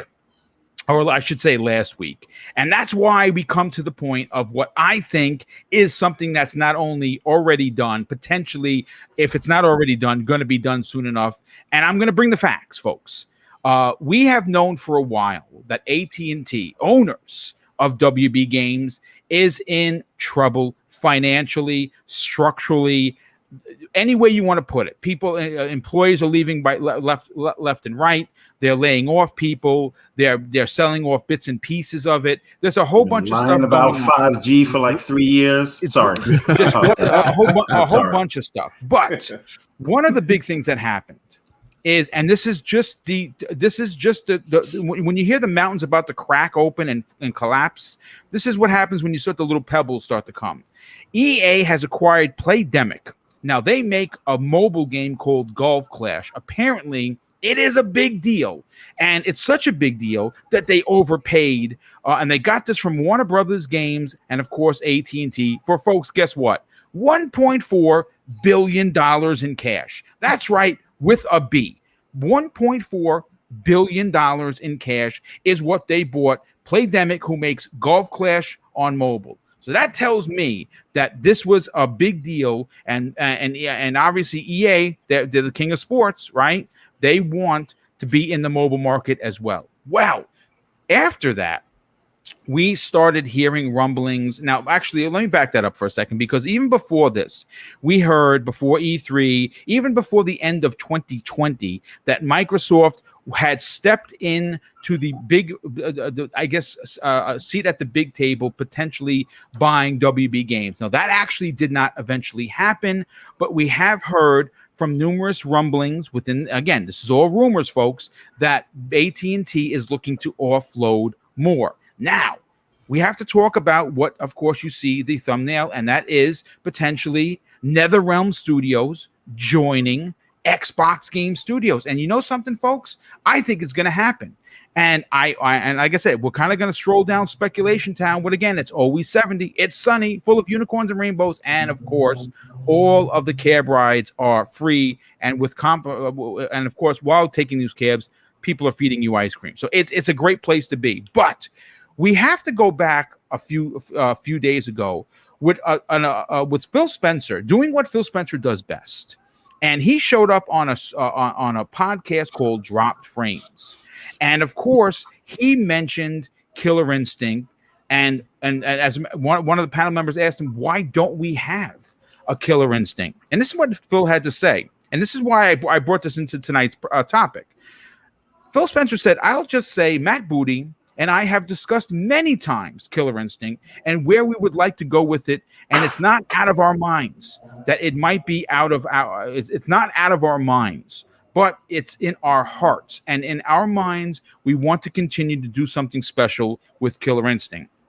And of course, he says it's about finding the right team and the right opportunity, he explained, but it's not due to any kind of lack of desire on our part that we're not doing more with KI, because we love the franchise and we know the community's response for it is big. Now, listen, folks, you can take this podcast and you can say, well, Boom is talking nonsense. I don't think I am. And I have to go directly to Everborn Saga. Everborn, you and I have been really chatting it up the last couple of weeks regarding what AT&T and what WB Games are going to potentially do. Now, I still think that Rocksteady could eventually be added. I think that they're going to be a team that they're going to want to get. They're in big trouble financially over there at AT&T. And you know what do you do when you're in big trouble? Well, you sell assets that are worth a lot of money. And NetherRealm Studios is one of those assets that, even though it's a big IP, the movie just came out, and guess what, folks? Didn't do very well at all. Even showing up at, of course, HBO Max, it didn't do well. So we're starting to see them potentially start selling off pieces of this division. Everborn Saga, let's go to you. How likely do you think that this is going to happen? I mean, this is, again, right now we're in speculation town, but there is one player in the field of play right now. That is Microsoft. And we know that they had some big billion-dollar deals fall through, right? They wanted TikTok. That didn't happen. They wanted Discord. That didn't happen. We heard from Satya Nadella the day of E3 that he was up there with Phil Spencer saying that, yes, we are making bigger investments into the brand, and they're all the way in on gaming. This would be one of those white whale kind of a situations. I would even dare say that as great as Bethesda is, as many studios have come over, you get NetherRealm Studios. What you do is now the fighting game genre has now been brought to even field, because we don't know what's going to happen with Street Fighter 6. Is that going to be a Sony PS5 exclusive? I couldn't tell you, because Capcom's not talking, and there's rumors that Sony is preparing to purchase System Arcworks, which makes Guilty Gear and Blaze Blue. And that, again, they are looking to control, just like they control the JRPGs with Final Fantasy, the fighting game scene. This is a deal, I think, that has to get done. How likely is it going to happen? So, I want to talk about facts for a second, and then we can come to speculation town. So, these are some facts that we know. We know that AT&T tried to dabble in the content business. The content business kicked their ass, and then they are now trying to get out of it because they're in so much debt, and they need to build out their 5G networks after lying about it for 3 years, and now they need to really build Let it go. Let it go. I'm not going to let it go. But they need to build out that network, so they want to get rid of all the WB assets. Now, another thing that we know, and we've seen articles about this, WB Games was not included in the deal with Discovery, right? So that is correct. We've all actually know that. seen documentation for that. Yes, right. So now we know that, and again, we're just talking about what the whole public knows right now. We know that AT&T still doesn't want to be in the gaming business. that is correct. So the first domino has fallen. They couldn't sell the entire package for $4 billion, but now they're going to try to piecemeal it. Yes, and potentially make more than $4 billion for it. yes, Because we've just seen, again, Playdemic Studios, $1.4 billion. So another thing that we know is there are other studios, right? And there's issues to deal with licensing, because with the WB and Discovery deal, there's certain rights to games that would go over to WB versus what do they come with the studios. But the other thing we also know is that NetherRealm or Midway, right, does not have that issue, right? We know that NetherRealm has its own IP that is separate from DC and Harry Potter and Lord of the Rings. yes, Right? And the other studio is TT Games. yes. They make, and remember, they make the Lego games that we know that Phil continues to talk about, kid-friendly content. Now, another thing we know, so we know that they spun off WB. We know that they don't want to be in gaming. We see that they're selling WB games piecemeal, and the first domino to fall was Playdemic. Now, the next dominoes to fall are NetherRealm and TT Games. Yep. Now, all that being said, right? We know that EA did not buy NetherRealm or TT Games because it would have been announced with Playdemic. That would have been a part of the same deal. Yeah. Right? So that means we're left with the other players on the table. So now I am not going to go as far. Now I will tell you that I think Xbox needs to make the deal happen for reasons I will come to in a second.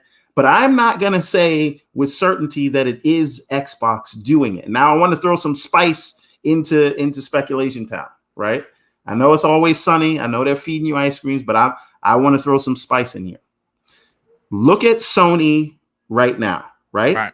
They are trying, like you said, Boom, to lock up the fighting genre, right? They want to buy Arc System Works, and they want to lock down Street Fighter, and they bought the Evo conference. So the next piece of that puzzle to own Eastern and Western fighting games is for Sony to try to buy them. So I will not say it's a done deal that Microsoft has NetherRealm. I think I know for a fact, and all I'm going to say is I know for a fact that NetherRealm and TT Games are in play. Yes. I'm not guessing. I am not speculating, and I'm not only talking about the public information. Right. Yes. But we do not know if Microsoft has been able to acquire them. So I think now this is the speculation part. Sony is definitely in play. Do not write Sony off. They have $44 billion in the bank. Yeah. So yes, they do have money to buy it. Yeah, and this is one of those IPs that I didn't read the entire story regarding the Golf Clash game because there's a lot more to read. It's boring, so I cut it out. But from what I understand, and the way the story was broken down is that EA severely overpaid for this IP for this team, and there's a reason for it. Someone was eyeing this studio and wanted to buy this for their mobile plans. And EA was like, nope, we're at 1.4 billion. They said yes. I'm not saying that Sony can't afford it. I'm not saying Sony's a poor. I mean, they're the market leader for a reason. But 44 billion versus 2 trillion. I'm sorry. I agree with you that they're in it. I think that though, at the end of the day, this is one. Look, I still hold Microsoft's feet to the fire that they didn't purchase BioWare all those years ago. Like, it's one of the biggest gaming sins. Never forgive them for it. Right. It's one of the biggest gaming sins. This is an opportunity to, I mean, think about this just for a second. I mean, there are still people in this community that do not want to believe that the next Doom is going to be exclusive to Xbox, that the next Elder Scrolls that isn't the MMO is going to be an Xbox. People are still fighting in these gaming streets that Starfield, there are petitions by these people that are going to be coming to a PlayStation 5 near you. Folks, it's not happening. This is one of those deals that Microsoft, Phil, if you're listening, I know you listen to the show, brother, I've been told. If you're listening, Phil, pick up the bat phone, tell Satya Nadella we need to make this. This is one of those investments that if you miss this, it is going to haunt you forever because of the tenacity in the fan base when it comes to Mortal Kombat. To be able to say Mortal Kombat 12 is Xbox exclusive day one in Game Pass, it's just ridiculous. Tempest Son, let's get your opinion on this. How big of a deal do you think that this is? I'm sorry, Boom. I just wanted to let me put a button on that point. Yeah, put a button on. I apologize. So my point is, I'm not saying it's not Microsoft, but I'm saying don't write out Sony. But now, so for Sony, it would be to lock up the entire fighting genre. Yeah. For Microsoft, it means being able to compete on the Western side. Yes. So Sony may have JRPGs. Microsoft has Western RPGs. Sony has third-party games. Microsoft has first-person games, right? This would be a way between Killer Instinct, between Mortal Kombat, between whatever new IPs they have, this would be a way for them to do it. So what I want everyone to take from this conversation is know for a fact NetherRealm and TT Games are in play. Yep. And know for a fact that you should not write Sony off. It is anyone's ball game right now. And obviously, and that's what I want to. That's the main thing I want people to understand. It's not. We're not guessing that NetherRealm is in play. It is in play, folks. Listen, I have been privy to a piece of information that Everborn Saga has presented that we cannot talk about. What we can say, and trust me, this is a man that doesn't lie. What he's saying, I saw with my own eyes. TT Games and NetherRealm Studios are in play for an acquisition. I'm telling you, I've seen it.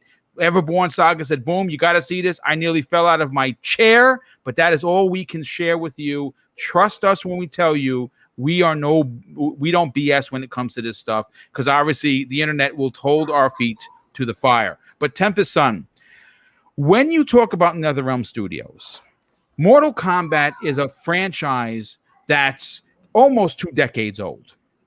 And it is it's probably more than that. It's a franchise that if you can say exclusive means a big deal. But we have to get into more of that.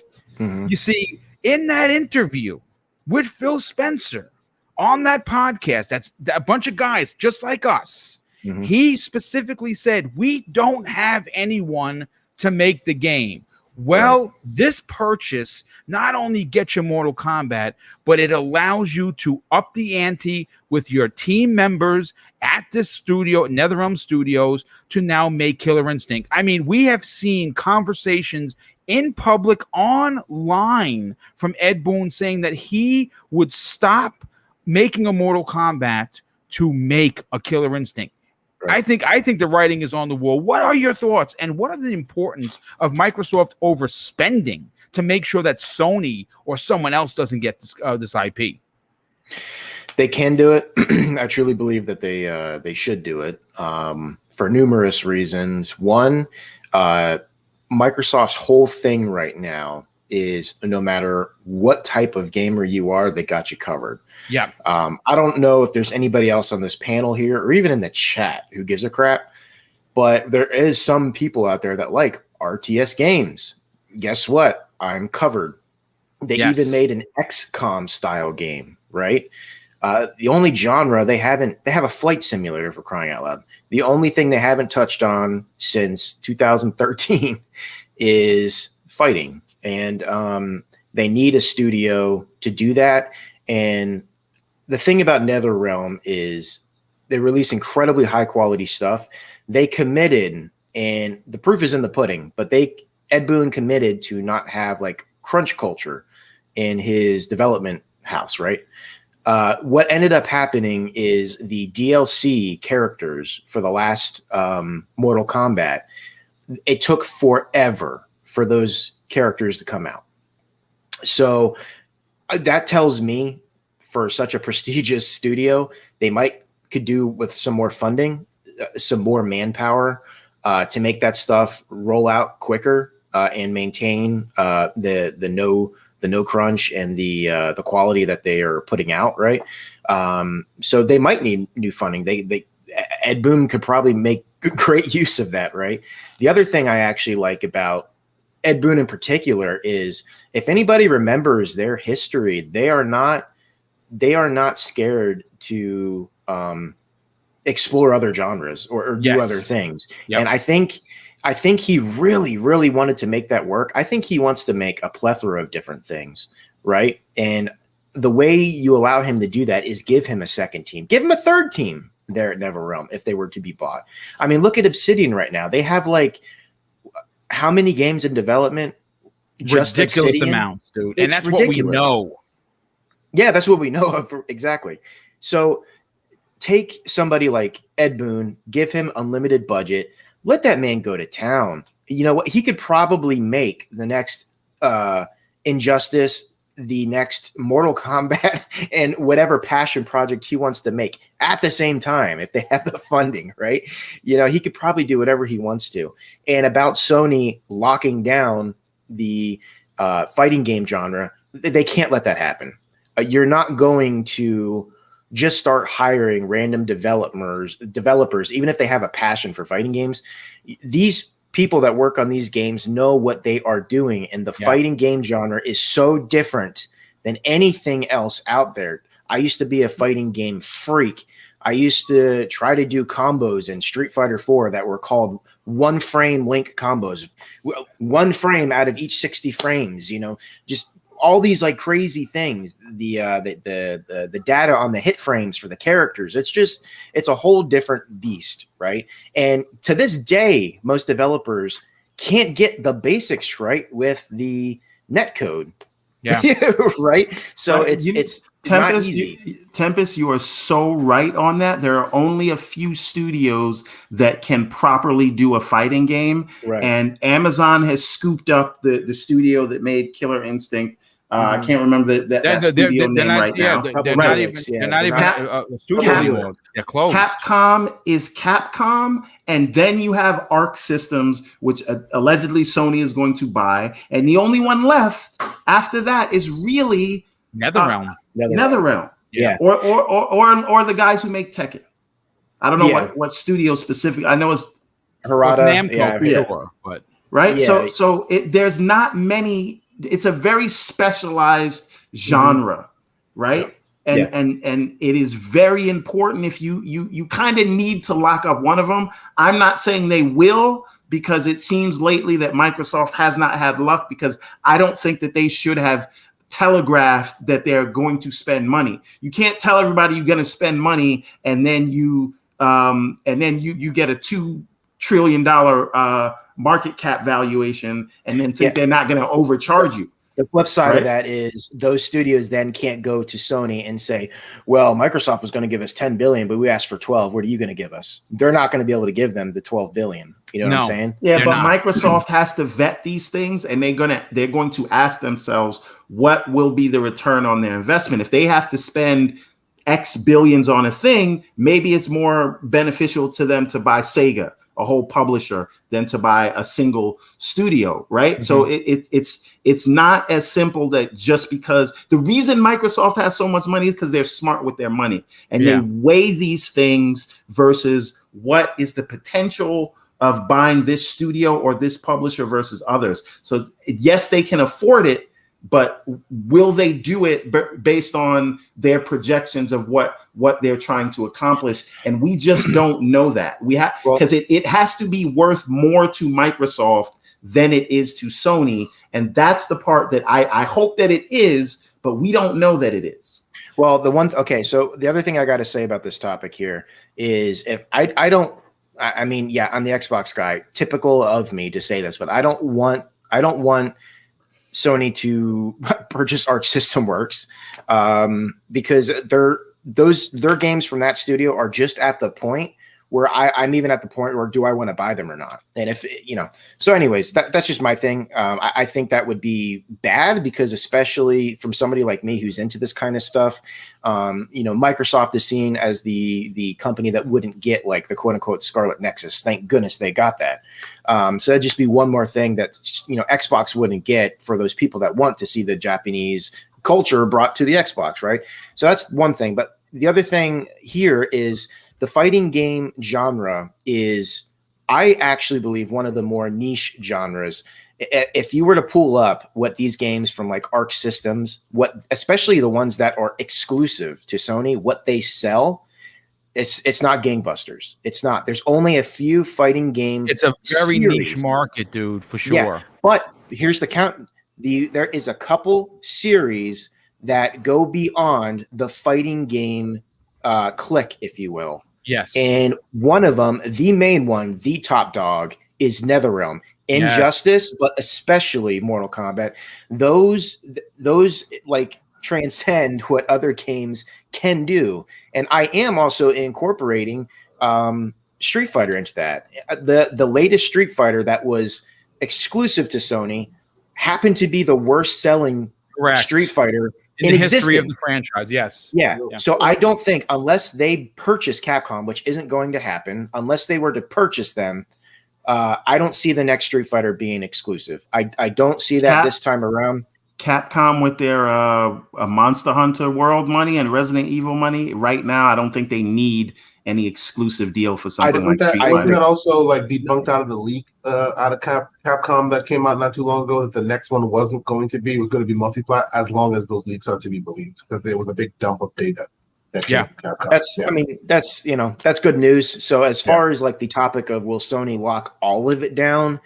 No, they can't, they won't, they will try, but the one that Xbox can't let slip out of their fingers is the ones that even the casuals will play, even if they're not fighting game fans, and that's NetherRealm. They can't lose this. If NetherRealm goes anywhere, I would personally like for it to go to Xbox, because people that don't have the system can play it for $10 a month on their phone, right? So if it's going to go anywhere, let it go there, or let it go to a third-party publisher who will then let the game be on everything. So a lot of people can play it. That's the way I see it anyway. No, I mean, it makes perfect sense. Kay Asante, let's bring you into the conversation. And we're going to get middle-aged gamer guy, because I know he's going to have a lot to say about this. Listen, this is one of those situations, only because Everborn and I are privy to some information that others aren't. I think that this is going to happen. But you know something? I want to take it a little further, Kay Asante. I think it has to happen. I think this is one of those situations. I said it before, and I'm going to say it again. I'm going to reiterate it. Microsoft is making all the right moves right now.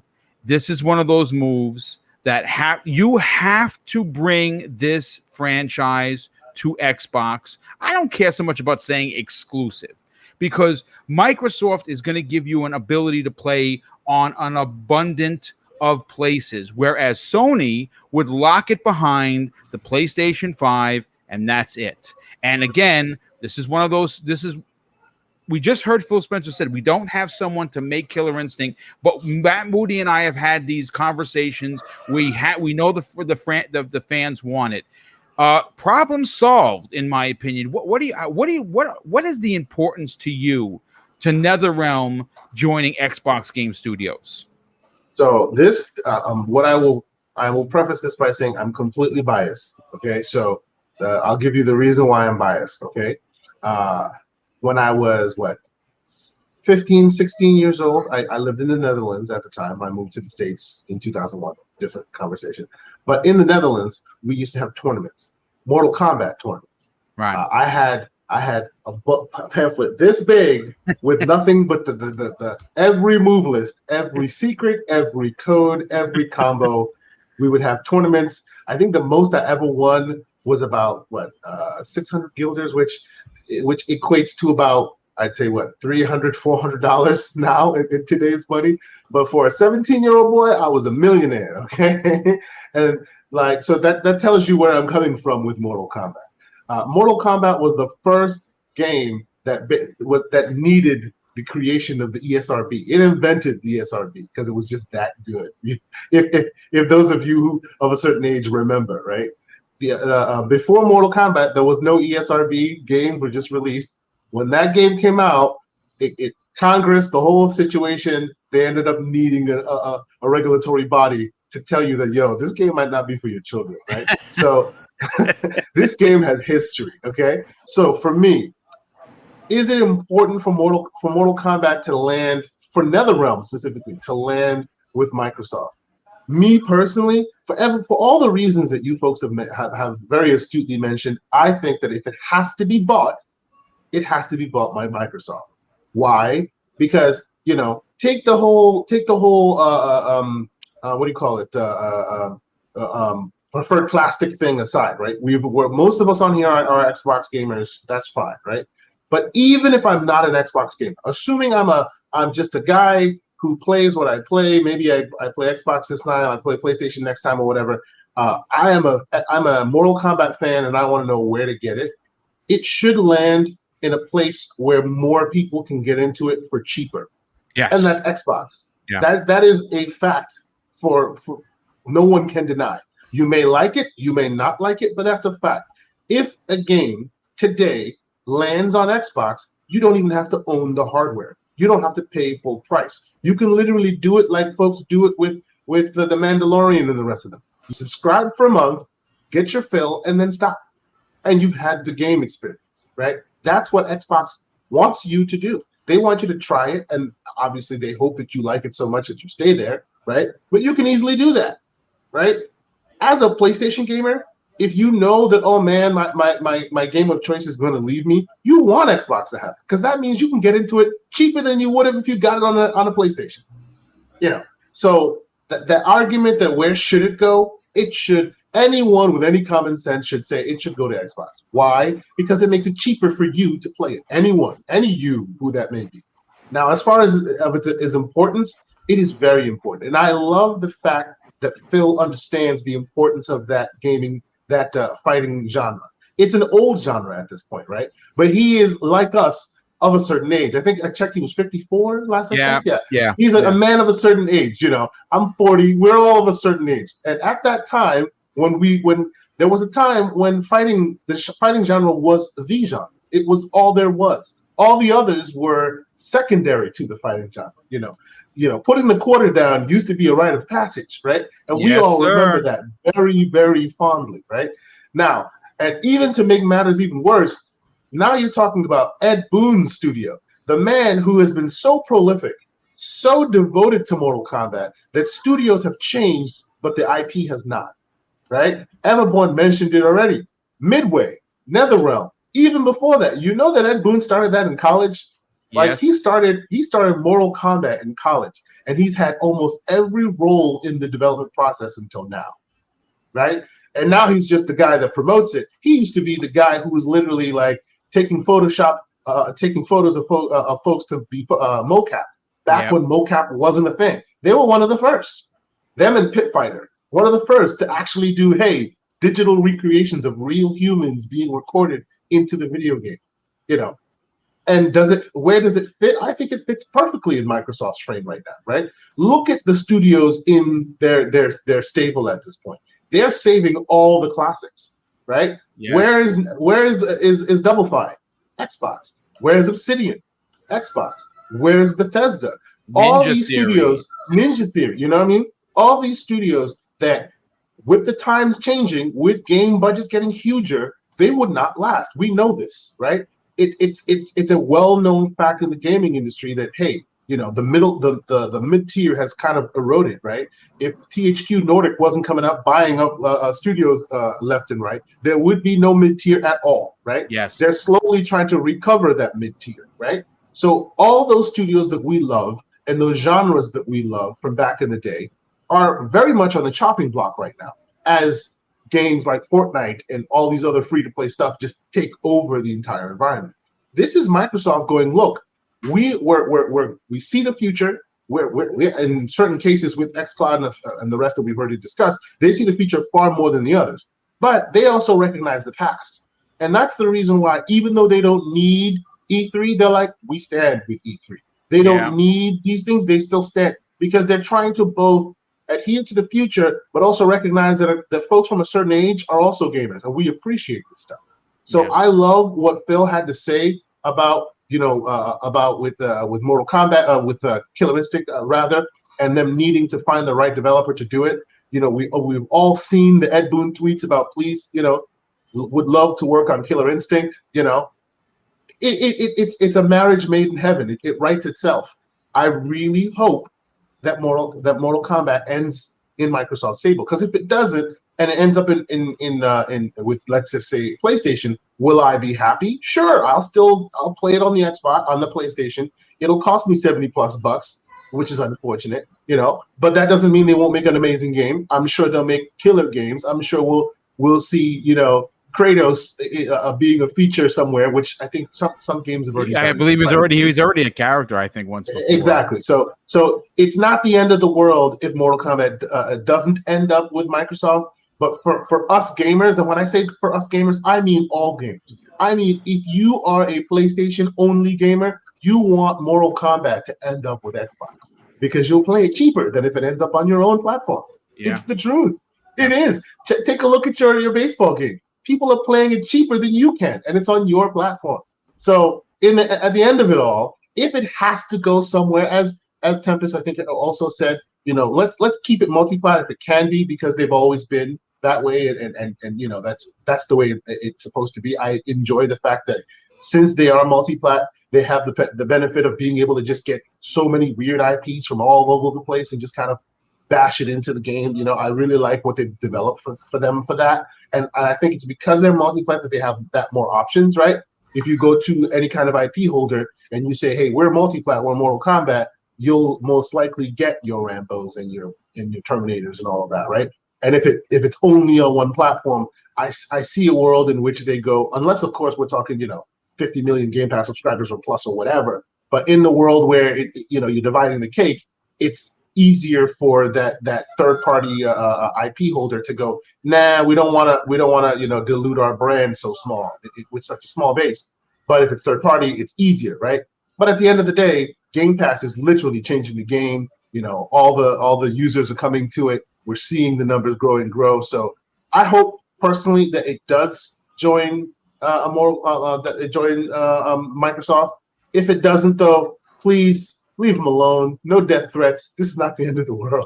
That's what I think. No. I mean, and that's a great stuff as always. What can I say? Middle-aged gamer guy. I got to get to you, but I got to catch up on a few of the super chats. First of all, Acute Perspective becomes a channel member. Thanks a lot, dude. Super appreciate that. The support is greatly appreciated. Daniel Jackson drops a $5 super chat and says Xbox should buy a Sobo and also throw some money at someone to get us a new Banjo 3E. Dude, I've been banging the Banjo Kazooie drum for years, and it's gonna happen. A Sobo is already in pocket though, right? Like 10 years on Flight Sim, and then there was a time when people said that about BioWare at Microsoft. Yeah. There was a time in between that. I hear you. Also, I want to shout out to all the people in the chat that are just making up numbers about Sony's like cash on hand and market cap. Yeah, I saw like that. I have to keep like sending like PDFs of Sony's financial PDFs. That's right. Like if you go ahead and read it, because I have, right? Black and white. It's right I there. Read work it. in the financial industry during the day. I don't have to like bullshit about Sony's numbers. But go ahead, check it out. It's not 55 billion. Well, anyway. let me continue. JD Gamer drops a $5 super chat and says Microsoft must not allow Sony or any other publisher to purchase NetherRealm. The long-term cost to the Xbox brands would be devastating. I agree 1,000%. Middle-aged gamer guy. Yeah, man. We heard Phil Spencer passionately talk about Killer Instinct, and that's why I love that man, because Killer Instinct, one of my favorite franchises. I literally, folks, was watching. Now, this is back in 2013 when I was still working. I had taken what we call meal, and I specifically made sure that I was signed out so I could watch the Xbox in uniform. And when I am telling you right now, when I heard the Killer Instinct theme song, I nearly broke my neck jumping up and hitting the ceiling. It was something that I had been waiting for years. It happened. And here's what's interesting, folks. Back in 2015, because I bring the show notes, Ed Boon tweeted and said, I would love to make a Mortal Kombat versus Killer Instinct. The only thing is it would be exclusive. Don't you know that head of Xbox, Phil Spencer, immediately responded to Ed Boon and said, I would love that, end quote. Folks, this is something that has been brewing for the last 6 years. And I think it's a reality. I think it's a reality simply because it's a situation, Mag, that has to be done. Microsoft cannot take no for an answer. I think that you overpay simply because you kill two birds with one stone. You get an epic IP in Mortal Kombat. You get potentially a developer to make your Killer Instinct 2, and you get to put this as exclusive in Xbox Game Pass, but not exclusive like PlayStation would do it, where only PlayStation 5 players would get it. You can play it anywhere. How important do you think this is based on the information that you have? Well, I can't say everything that I know, but I will say one thing. Shout out to Kei Asante for calling out Pit Fighter, by the way. Pit Fighter. Oh my god. Oh my god. Like he said it was one midway. I know. Like it was just like thinking about it. Men of a certain age, Oh my god, dude. When you said it, I just kind of jumped out of my chair. I'm like, did he just say Pit Fighter? Because I'm like, yeah, you had to go to the bowels of the arcade to find that one. It was always shoved in the back next to Galaxian. Anyways, besides all that nonsense, this is incredibly important to Microsoft, not for the IP. I'm telling you, it's not really for that specifically, the Mortal Kombat IP. I think it's more about what they're doing right now is that they're building that mind share. And this would be a mind share move once again, showing that you are buying pedigree, that you are adopting pedigree, you are adopting history. And by doing that, what you're doing, you're preserving what Phil's I know he's a big fan of this, is that it talks about preserving gaming history. Okay, and the culture of gaming and everything else, right? He's more about the preservation of that's why you're able to go back and play all these games that you're able to play or whatever. A lot of companies just leave them behind, but like, oh, you want that game from 20 years ago? Sure, let us just repackage it and then we'll sell it to you for full price. Go F yourself. You know who I'm talking about. Yeah. Okay, so those kind of companies, but he's not into that. The thing is, like I said, getting back to the actual topic at hand here. Okay, what you're doing is you're buying the mind share. Now, something that Everborn had said about them selling off their company's the dev teams piecemeal is absolutely correct, because what ends up happening is you can end up having a bidding war for each and every single one of them, and then you end up on top as opposed to selling it, wholesale, so to speak, or like, all right, buy the lot for $4 billion. You could probably make $7 or $8 billion if you keep selling them off. Oh, piecemeal. Dude, there's no doubt they're going to make more money piecemealing it. Absolutely. Sure. And the thing is, this is not maybe Microsoft should look into it. No, I think Microsoft has to buy them. They have to buy them. They have to. And the thing is, it's not for, like I said, it's not for any other reason. We just don't want NetherRealm to fall into anybody else's hands. Okay, because the thing is, I do not like the idea. Like, for example, like you said it yourself, like a minute ago. So if Sony purchased this, it would be exclusive to the PlayStation 5 only. You might get it on PC 2 years later, but who cares 2 years later? You know what I mean? Like now they're talking about like, oh yeah, by the way, Ghost of Tsushima is coming out next year on PC. Who cares? If you were going to play it, you probably would have already played it between now and then, right? So, like, to me, you missed the boat. Okay, you missed the boat of the popularity, whatever else. That's what I see there. So, anyways, what you said about with Microsoft getting it, you're going to get it on tablets, on phones, on console, on PC, on basically everything except for the PS5, and maybe even the Nintendo Switch. God knows what they're up to. You never know. Fun fact, Mag, and I want to go on record saying this. I believe fighting games should be multi-plat because I think it's better for the fighting community. Now, I want all the free stuff from Game Pass, sure. Because but I think they should be cross-play. This is my own opinion. I'm not saying I know anything, but I think all Street Fighter, Mortal Kombat, all of that should be cross-play and all that. That's just my opinion on it. But I just wanted to put that out there because it's fighting games. No, I agree with you. Only fighting games, I believe that about. Everything else, you get nothing. It's just like MMOs, right? It should be available everywhere, right? Yeah, they should. But the thing is, will it have to when Game Pass starts hitting 30, 40, 50 million? True. You are going to have all those people who were exclusively on that Sony side or the Nintendo side or the PC side. Yep. Now they're going to be able to access it from anywhere. So essentially, in a way, you're getting that crossplay without having to use crossplay because people will be adopting it. Like if you're not really in Xbox but you want to play it, they're going to adopt it in a different way as a secondary console or a secondary gaming unit, right? So that's what they're gunning for. So I think that they will keep it exclusive to bring you over one way or another. And that's why I was saying earlier in the show, that's why they're dropping that $500 paywall. So the people who do own a PS5 don't have the money to drop another $500 on an Xbox. They'll be like, all right, fine. But now you can play it on your phone in bed. Yep. Or you can play it on your laptop at work. Or you can play, you know what I mean? I don't have to keep reiterating that over and over, but that's basically the idea. So I don't think that they would make a multi-plat. I think they will keep it exclusive and make people adopt it as a secondary gaming system or a secondary gaming ecosystem. But Mag, what about the next time you see a PlayStation guy talking smack on Twitter and you say, put your quarters up? Well, and then you can give them a virtual beatdown. I'm just saying. I'm gonna throw a rickety crunch into this. I'm gonna say this. Listen, I know that people aren't like really into the exclusive thing. Mag said it correctly. Mind share is what we need to steal, and they've been doing it. Do you understand the blowback that was the Bethesda deal? That happened over a year ago, and people are still talking about it. It's still generating a conversation. You lock in Mortal Kombat. You say NetherRealm Studios is Studio 24 or 25, because I heard from an inside source, which I will not say who it is, of course, that there's a deal already done. They're just waiting to announce it. I don't know if that's the Mortal Kombat deal. They were not specific, but I know that a deal with a studio is done. So now, I don't how know is that mind share going, by the way, Boom, since September? Because even when you go all green for Xbox, because you can go at any PlayStation show, and all they're doing is talking about Xbox.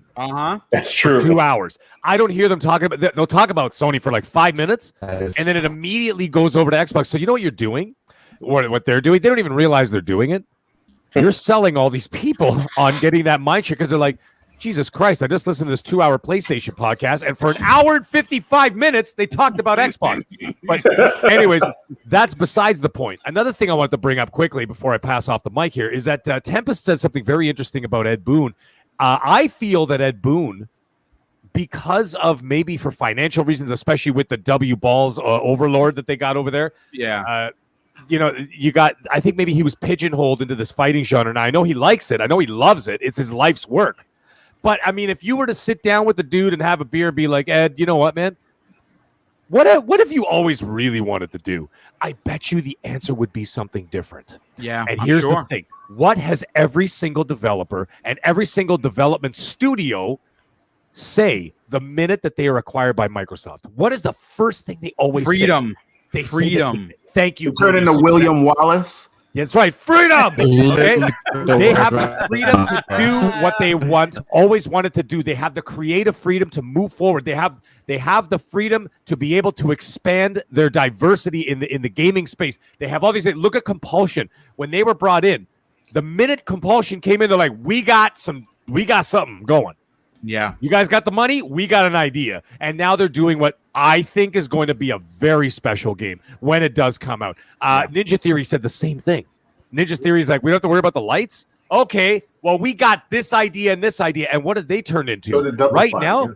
Yeah, like Ninja Theory is slowly going to turn into the Insomniac of the Xbox. I absolutely you know what I mean? agree. They're going to be cranking out hits after hits. Now, the other thing, Everborn said it again, the TT Games situation. I think that that's going to go hand in hand with this whole NetherRealm thing. I don't think it's only going to be NetherRealm. I think this TT Games is huge. And I'll tell you why. A year ago, Phil said, last summer, he said he wanted more family-friendly content on Game Pass. What better way to not only get, let's say, the Skywalker saga, which has been mysteriously delayed till 2022, by the way. Yeah. And that game looked like it was ready to roll. Yeah. And so now that game is going to be coming on 22. What other better way to start with that game coming out there in the Game Pass and then launching all 22? Because, yes, I actually researched it. There's actually 22 other Lego games that they have made. And I own just about every one of them. Hey, right. But you Mag, drop all 22 of those in the Game Pass like EA Play and Ubisoft Plus. Ba-boom! Mag, you get TT, and now you got a studio to do Banjo-Kazooie. Hello. Just How saying. you doing? Oh, there you go. Yeah. That's right. How you doing? So now you've Just got saying. that, and maybe you've got Ed Boon working on the next Mortal Kombat Killer versus Instinct. KI, and you could have another team that because they've been bulking up studios like nuts, right? Just because they bought Ninja Theory, they didn't have 20 guys still. Now they got like hundreds, right? So the thing is, they build up these studios. So now you've got TT making a Banjo-Kazooie for Boom, and then you've got Ed Boon making an adventure game or something. You don't know what the hell these guys want to And do. Like, a part of you know what I'm saying? this, because we don't know, again, we don't know, again, at some point, Rocksteady is going to come into the conversation. Again, we don't know, but right now we know again, based on what we've seen, TT and NetherRealm are in play. Those are very important for Microsoft. Like I said, the two reasons, I already gave you the ones for NetherRealm. I'm giving you the other ones for TT Games. You drop 22 Lego games into Game Pass. Like I said, just like you would the EA Play. All the DLC. Here you go, free. Take it. Yeah. So And then quick you drop, question. or like Bethesda. Remember how Bethesda did it? They acquired them. They go, by the way, here's the first 20 games that they've got from Bethesda. And then they gave another 10 more this summer. So they've got like 30 games now from Bethesda. You drop all the TT games into Game Pass. You've instantly overnight solved your family-friendly problem. Yeah. Good question from me. Wow. Good question from me, Boom. About the thing with Rocksteady, right? My question is Rocksteady that important without Batman?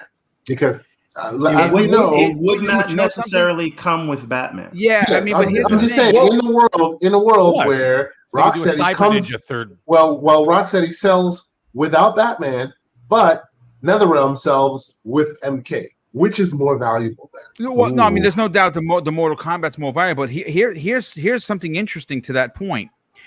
Rocksteady, right? We know that they're making a Batman game, right? I mean, a superhero game, right? Okay, it's great. But one of the things that Microsoft is missing in this portfolio, which I think Mortal Kombat would take a spot, TT Games would take a spot. What my thought theory is for Rocksteady is they could technically get a Marvel character, any Marvel character, and lock that exclusive behind the Xbox and PC Xbox Game Pass, the same way Sony has Spider-Man locked up. You're right. You should know. So And look quickly, at you should Disney's know in bed with myself, Microsoft right now. Yeah. Myself and Everborn Saga have a bet that between the last E3 and the next E3, I bet that they will lock down a superhero of their own kind to match Spider-Man. And Saga my says they will argument, not. doubt. I said they don't need to.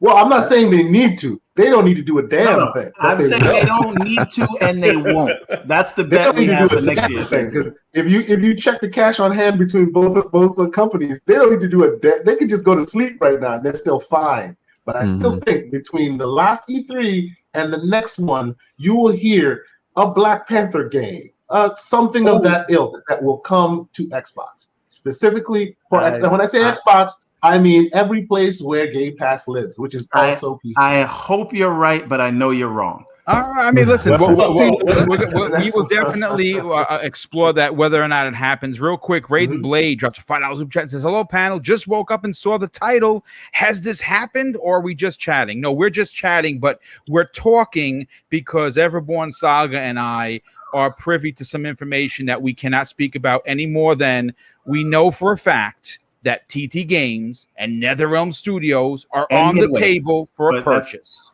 And Midway. But And Midway, yeah, right. So, and that's all. That's all we can say. We can't say anything more than that. But anything else you'd like to add before I bring CyberKnox back in, and we'll get Jedi Saga's opinion. One other thing: where does Avalanche fall in this? Because we already know they're doing a deal with Avalanche for contraband, and the way that was presented at E3 was very suspicious interesting to me, because they really presented it like it was a first-party studio. It did, and right? And that could be the studio they that's said already Xbox been locked Game up. Studios. Anyway, I just wanted to throw that that fart in the elevator, and you guys go ahead with it. And none of the insiders have even come back with any kind of additional info after that. It's Right. all just kind of left it on the stage, and they haven't said anything about that. No, I think they're all in a holding pattern. But Mag, anything you want to add, brother? Okay, he's on mute. So let's get to Cyber. Cyber, what is the importance of Microsoft even overpaying for this deal? Again, they have the money to spend. They wanted to invest in TikTok. That didn't happen. They wanted to invest in Discord. That didn't happen, right? But now they have the money. And this is one of those studios that I think this is a situation that could not, absolutely not, in my opinion, go to the Sony side. Microsoft has to lock this deal down for a lot of reasons, but more so, they kill two birds with one stone. They get a developer for Killer Instinct, and they bring over the house that brought us Mortal Kombat. What are your thoughts? It would be great for them, especially with their portfolio in hand. If they want to keep diversifying their portfolio, I think we would all agree that the only genre at the moment that they're missing is the fighting genre. We know that they're developing all those so many other games, potentially all the games that we care for. I think we're gonna get that mature third-person story-driven game eventually in the future as well. And NetherRealm just fits so well with what they're trying to do. And we've seen hints back and forth, kind of what you alluded to, Boom, with Ed Boom saying, hey, I'd love to work on another Killer Instinct, and then with Phil Spencer dropping those little hints at the interview. It'd be great. And like you said, Microsoft got the one in the burn. I do agree with the Everborn said. I think they showed their hands on her early, or maybe you're botting real bad, brother. We could barely hear you, brother. You're botting really, really bad. Sorry about that. I don't know. That's okay, brother. We'll come back to you. We'll come back to you in a second. Maybe you could reset the computer before we get on out of here. But Jedi Saga, let's get your opinion on this as we get Cyber to reset his pewter. You heard what we had to say. I mean, the question is simple. The severity of the IP going anywhere but Microsoft is I think really the question. But when you think about Microsoft's biggest problem with the fighting genre, they have an IP that is as epic as Mortal Kombat, in my opinion, because I'm a huge KI fan. Maybe I'm biased. But we know for a fact that it's in the mind share of Phil Spencer, of Matt Booty. They want to make a Killer Instinct game. They just don't have the team to do it that will do it right. Ed Boon says he wants to make it. They're on the floor for a purchase. I think the cards have been written. The deal is done. What are your thoughts? Here's the thing, let's just take a step back for a second. So you have a company like, that NetherRealms, who technically they're available. They're available for purchase. You need a big company. You need a good company to produce a KI game. Killer Instinct, I think, that was like one of our biggest fighting games last gen. And it's a shame that we didn't get a brand new one, in the beginning of this generation. So I think it's crucial, like everyone was saying earlier, I think it's crucial that NetherRealms actually becomes acquired by the Microsoft studios, because it has to be a Microsoft studio. It's one of those things where, really, can you think of any other company that could actually do Killer Instinct justice I can't think of any other company that could do it. So we need a company that's strong enough to be able to produce a fighting game that's worthy of that title. I mean, it's one of those things where they have made quality fighting games for years. And I mean, Ed Boon, the fact that he's saying that he would love to do a KI game, I don't know. I just don't think that's just, someone just talking. That kind of sounds like it's the writing on the wall. I mean, again, we're all speculating here. But I mean, would it really be that out of the realm of possibility for that to happen? Especially if someone's interested in doing the actual IP? Yeah. I mean, you're right. I think the writing is absolutely on the wall. Yeah. Yeah. I mean, I just think it's one of those things where you like everyone said, we don't want Sony to actually acquire that company because you know what's going to happen. Just like every other game, it's going to be locked behind a paywall. You're going to have to buy the actual hardware for you to be able to play that game.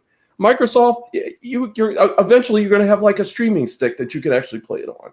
So I think that, and again, I'm not into, my system has exclusives over your system, but it's about being fair.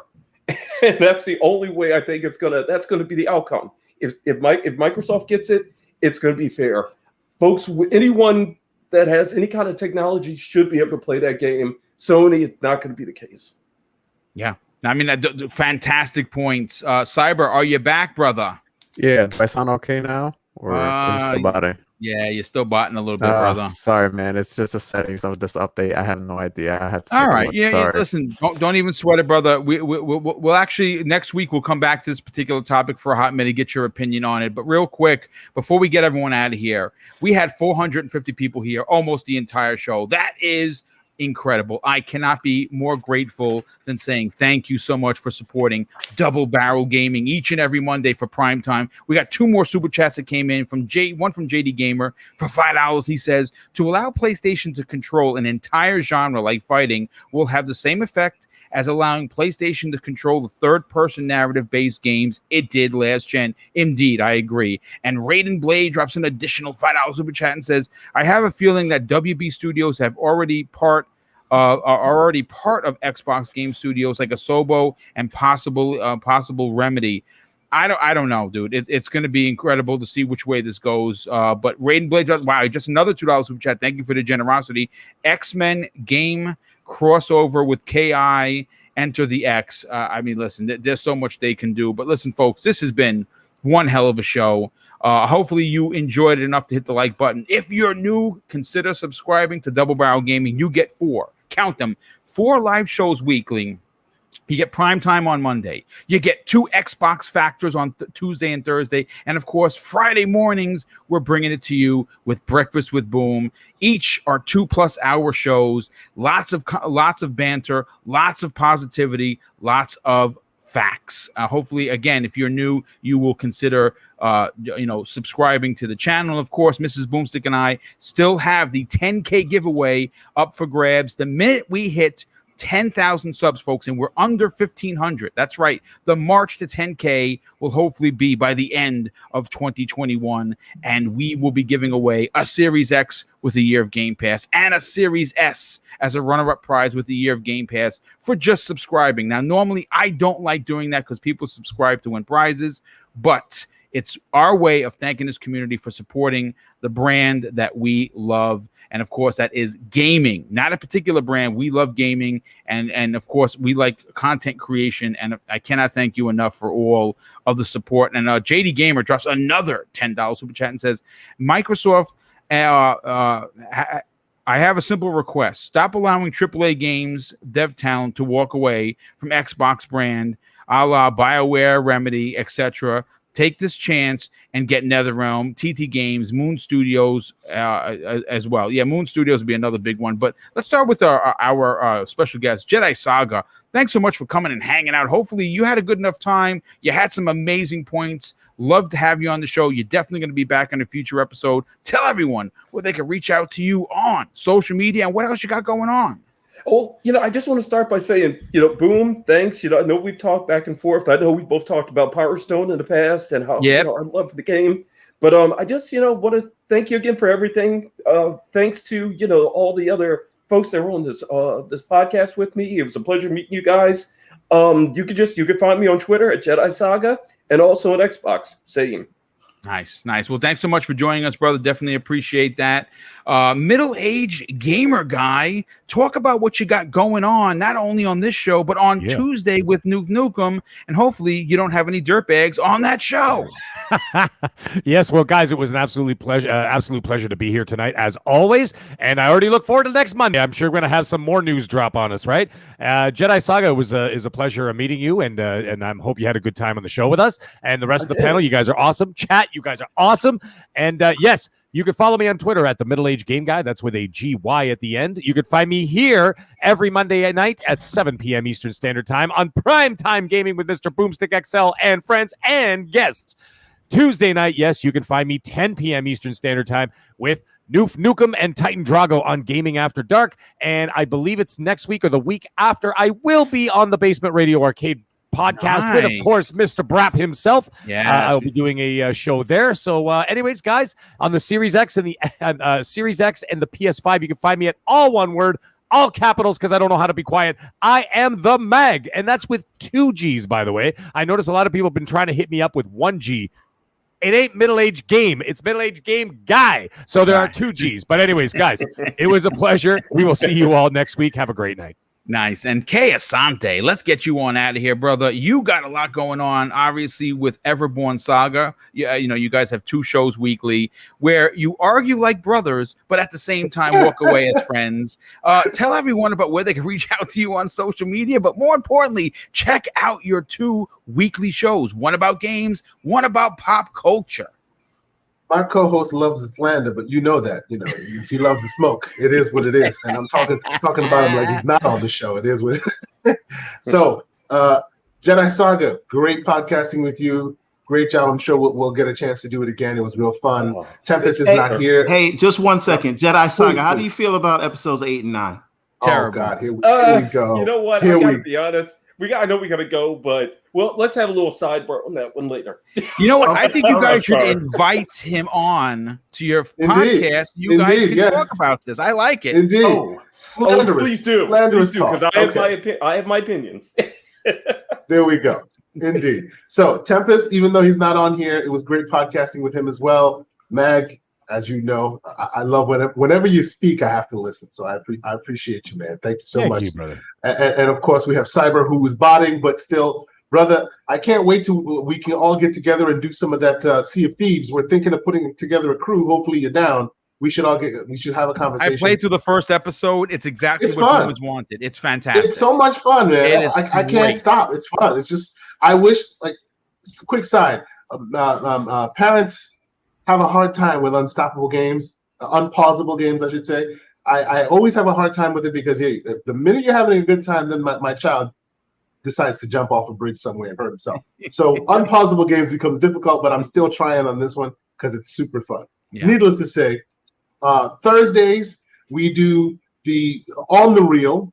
We're putting the name back where it belongs. On the Reel with my man Everborn Saga and his brother LeVar Johnson. So please come join us. That's where you get all the slanderous TV show and movie talk. Okay. And we may have a very big special guest. Yes, we're working on Thursday. Some guests. Potential royalty. That's all I'm going to say. People in this community will appreciate the royalty that we are trying to get on board. So that's a quick tip there. On Saturdays we do the Gaming Circle podcast. That's where we go in on crazy topics and we bicker like fools, but we enjoy every minute of it as we do. We're also in that frame. We're also trying to diversify a bit. We might try and play some games on stream. We're trying to work the logistics of how to do it and still make it a really good podcast. But we might do that with Sea of Thieves or something like that. We're looking into that. So please come and join us. I'm K_Asante on Twitter, and just because I know Everborn Saga loves it, you can find me on Xbox and PlayStation, both places. The Angry Old Gamer, because I could just never shut up because I'm that old. Thank you, I love it. That's awesome. Well, thank you so much for everything, brother. Everborn Saga. Let's get you on out of here, brother. Talk about your passion project, your life's work, And where can people reach out to you on social media? And what else you got going on? Yes, so unlike my esteemed co-host, here we Mr. go. K. Here we go, the Asante, slander. you can find me at one handle, which is Everborn Saga, everywhere. That's Xbox, PlayStation, Twitter, Facebook, Instagram, TikTok, all of that. One. And there's no underscores, right? But that's neither The here man nor hates there. underscores for something. For some reason. I just want you to be great and get your branding in order, but you don't like to listen. But I love you anyway. I'm not sure what to call you, whether it's K. Asante or the Angry Old Gamer or the underscore bandit. Sir. Keep it moving. Keep it moving, sir. But as you've explained, you know where to find me on Thursdays and Saturday mornings. Obviously, I'm here every Monday. But Everborn Saga everywhere, but most importantly, everbornsaga.com. We can get posters like you see in the back, or merch, or these books. We have Prince of Arcadia, we have Ariel's Adventure, and we're dropping a new series soon. So if you're into manga, if you want Game of Thrones mixed with X-Men, that's all wrapped up in a nice anime style bow, that is what the Everborn Saga is. So check it out.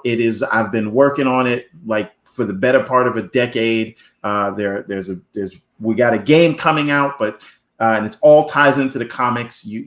It's really, I'm very proud of it, and I think you're going to love it. Everybody on this panel has seen the work. I think they can speak to it. But check out everbornsaga.com, and there's more to come on that front very soon. So Thank you, and thanks for the chat, and happy to be here. And 450 people. That's awesome. Hit the like button on your way out. I appreciate that for sure. And Cybernox, why don't you talk about Xbox Game Pass Club and where can people reach out to you on social media? Yeah, I don't know if I'm still botting. You're good. You're good. Yeah, you sound better now, bro. I appreciate that. Thank you, guys. It was great. Jedi Saga, man, real pleasure. The panel, I love you guys. Can't wait to get some gaming going on with you guys here, hopefully during this week. Chad, you guys were amazing. Cybernox everywhere, Twitter. That's where I'm mostly more active. I'm primarily on Xbox, so if you guys want to hit me up there on Cybernox. Also, my YouTube content has been very, very slow, let's just say, but Xbox Game Pass is my secondary channel where we pick a game at random from Xbox Game Pass using that discovery mechanism that is Game Pass, and we just try different genres, explore new games, see how what your favorite next game is going to be, or maybe something new that you discover that you like. So yeah, hit me up there, Xbox Game Pass Club on YouTube and Twitter as well, and I can't wait to be here with you guys next week. Thanks so much for that. And lastly, Dan the Man Cunningham, I love the name, drops a $5 super chat and says, who needs Mortal Kombat? Xbox has Tao Fang, Fist of the Lotus. Does anybody remember that POS? Oh, hell yeah. I love that game. What are you talking about? I love that game. Hell yeah. Oh my goodness. Well, listen, folks, it's been great. Hopefully you enjoyed yourself.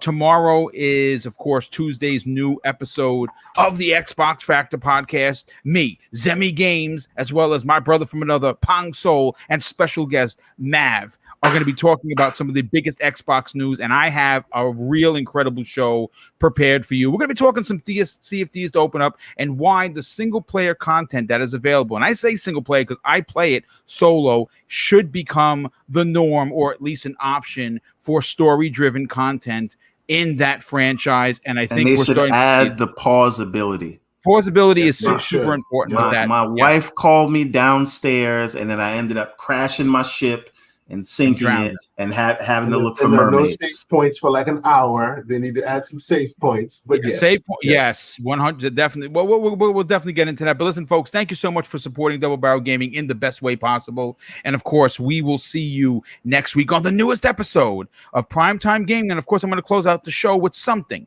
that's important to me. Hopefully, one day it'll be important to you. And that's something that my father taught us when we were kids. He said, "Son, treat others how you want to be treated, and also it doesn't cost anything to be nice. You live by those rules, and I can guarantee you're going to have an awesome day." So take care, everyone. Have a good night. Enjoy gaming, and we'll see you next week.